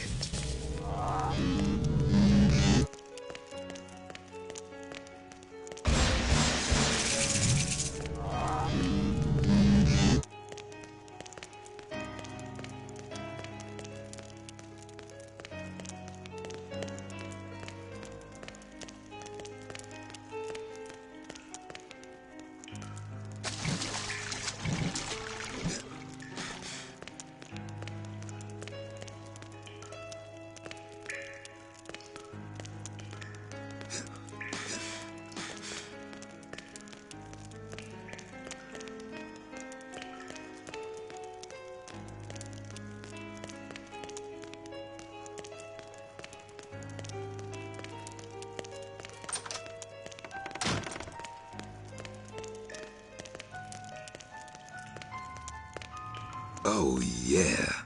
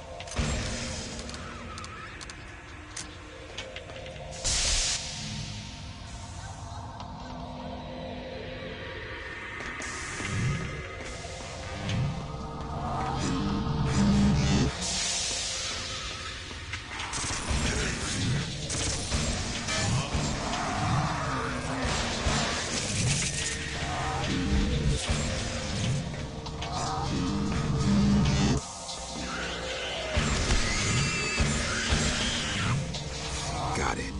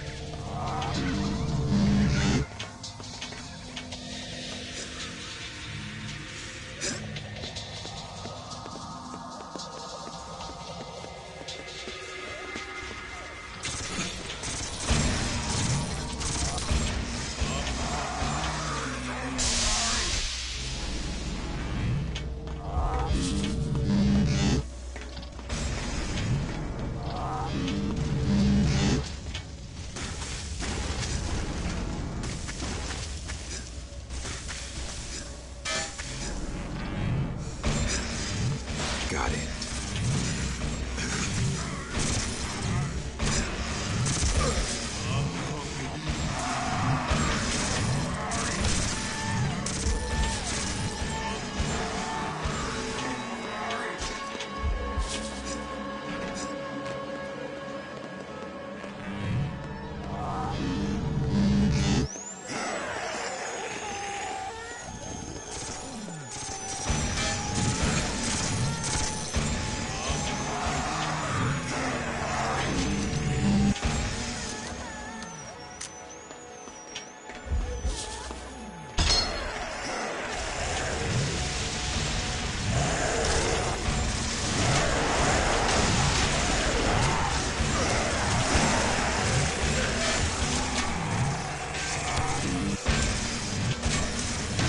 Yes.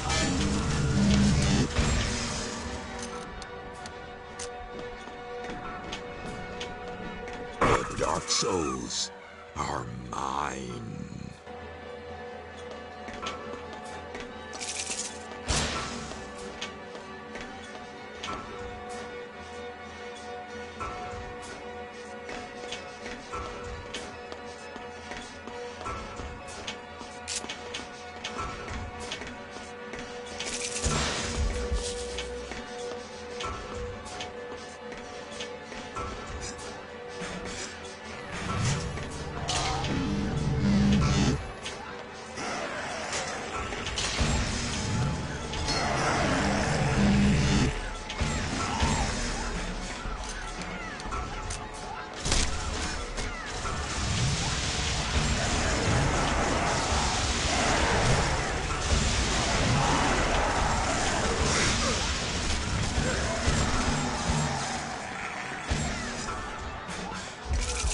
Yes.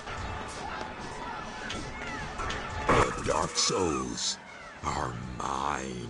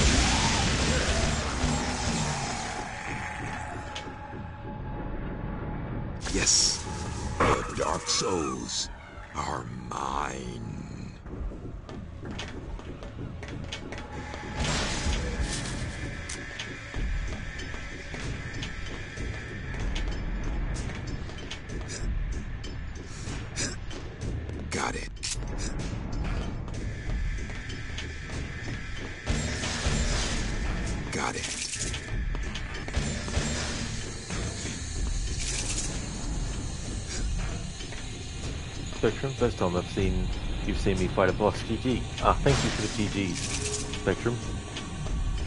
They're one of the big giant walking things that have a dark soul inside them that you also need to kill to get it from within them.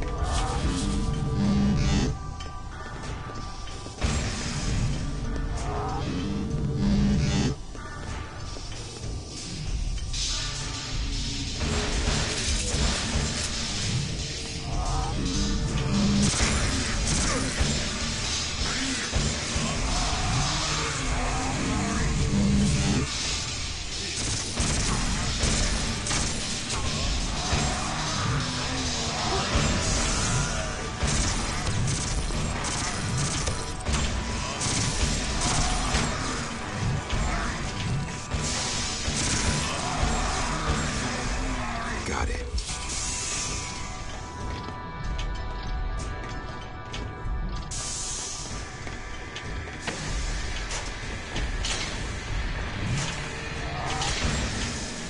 Alright, so this is room number 2. Go to Jack the Ripple's journal. Console room 2 is 124. We need to get this one back to 1.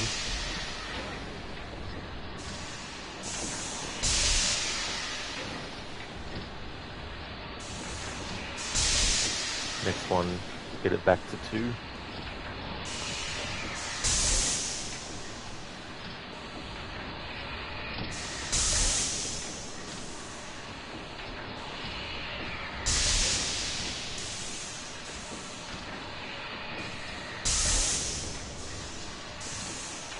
the final one up by 1 more.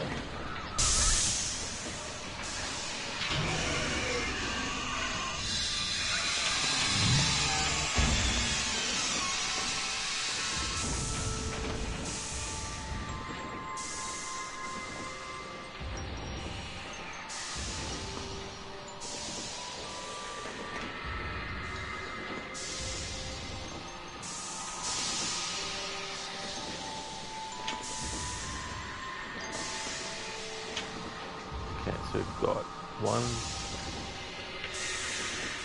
2, 3 done.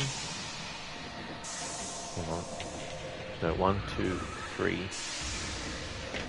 4. Alright, so we've got 2 more pistons left to shut down.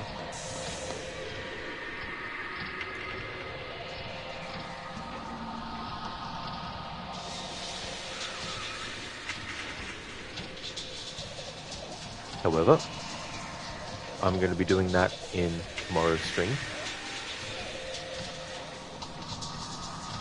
And then I'll finish off the rest of this game in tomorrow's stream, and then I can start Red Dead Redemption Undead Nightmare. Thank you, Spectrum, for redeeming a random horror movie quote. Let's have a look.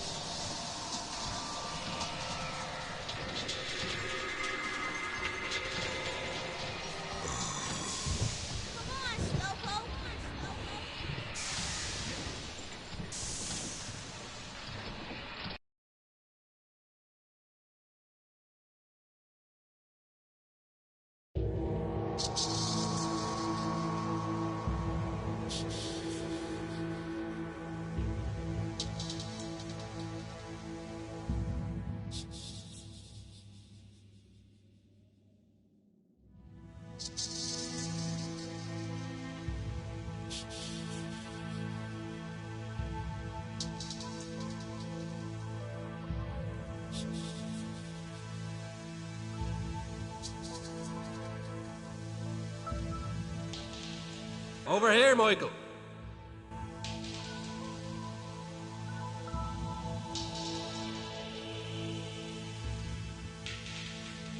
Stop with the dilly-dallying, Michael, and get yourself over here.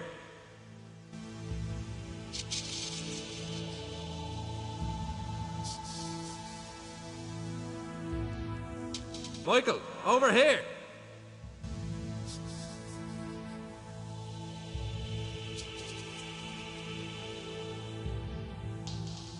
Michael, get your arse over here.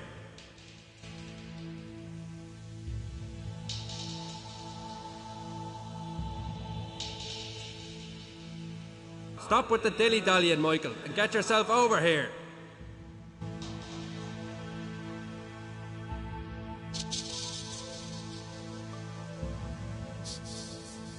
Over here, Michael.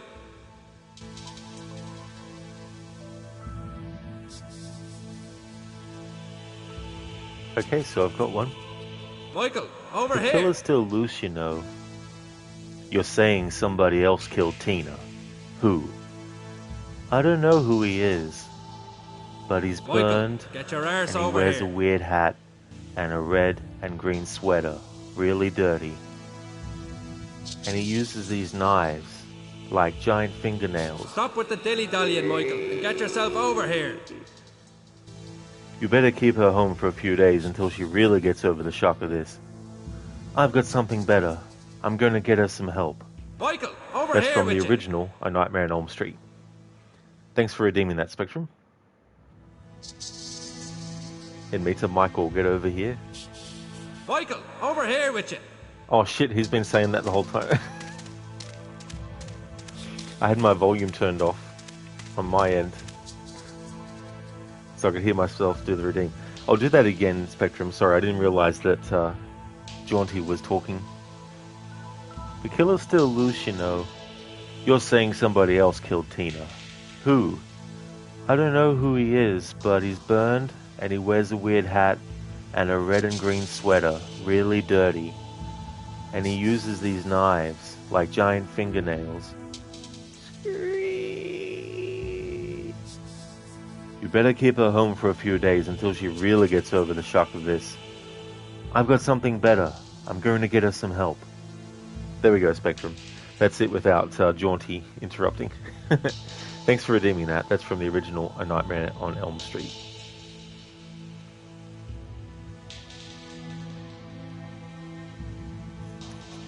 Thank you everyone for watching the stream. I really appreciate it. Before I end though, I'd like to give some shout outs.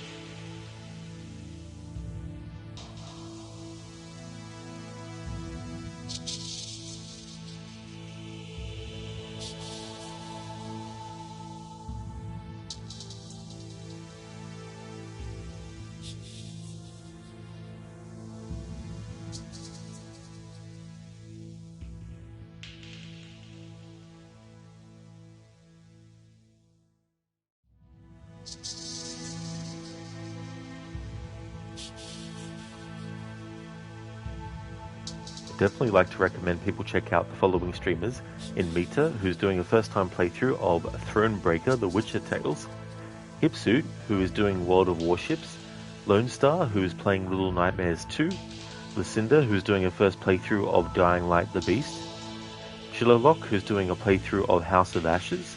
He's doing a Say Nothing playthrough, where every time a dialogue choice is available, he has to choose the Say Nothing option. Shaky, who is doing Far Cry 6, Vegas Glaive, who is doing Resident Evil 2, and Zamaxi, who is doing A Plague Tale Requiem. So definitely recommend checking out those streams if you haven't before. Spectrum, it's been a long time since you've seen that one. Yeah.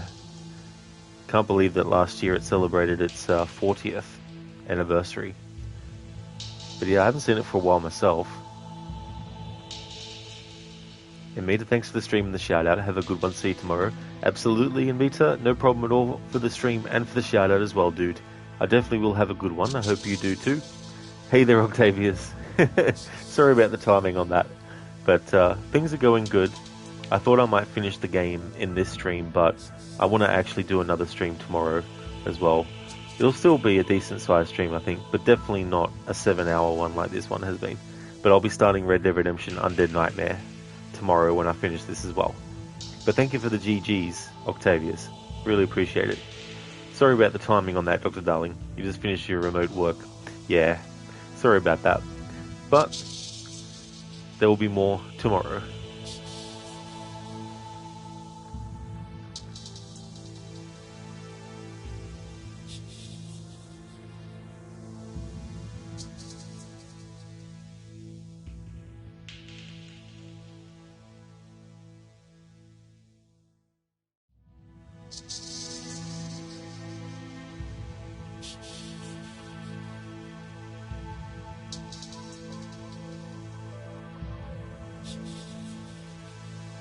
That's okay, Lone, for the shout out and for the stream. Absolutely no worries at all. And thank you, Notfra. I definitely will have a good rest of my night. I hope that you have a good one too. Thank you very much. You too as well, Spectrum. I hope you get some sleep. Some good sleep too. We're going to go and raid out to Zamaxi, who's playing a Plague Tale Requiem. There's a general raid message that everyone can feel free to copy and paste. And I'll put one in chat for subscribers as well.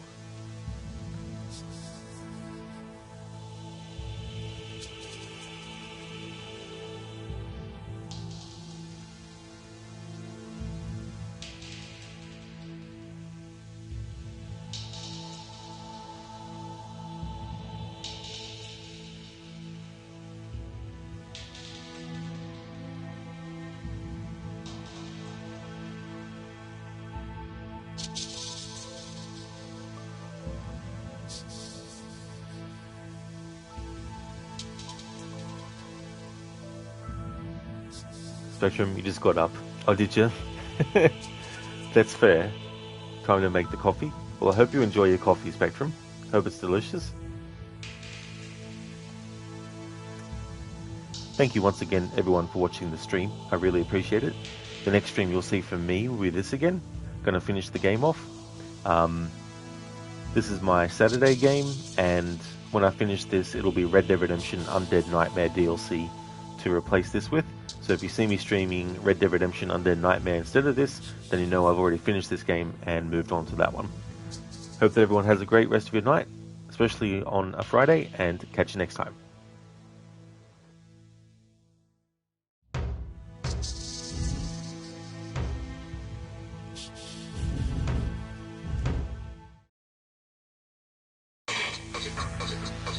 Dr. Darling, hoping for an undead emote? Probably not, no. Haven't really been able to do emotes lately. Thank you, Zereth. You too.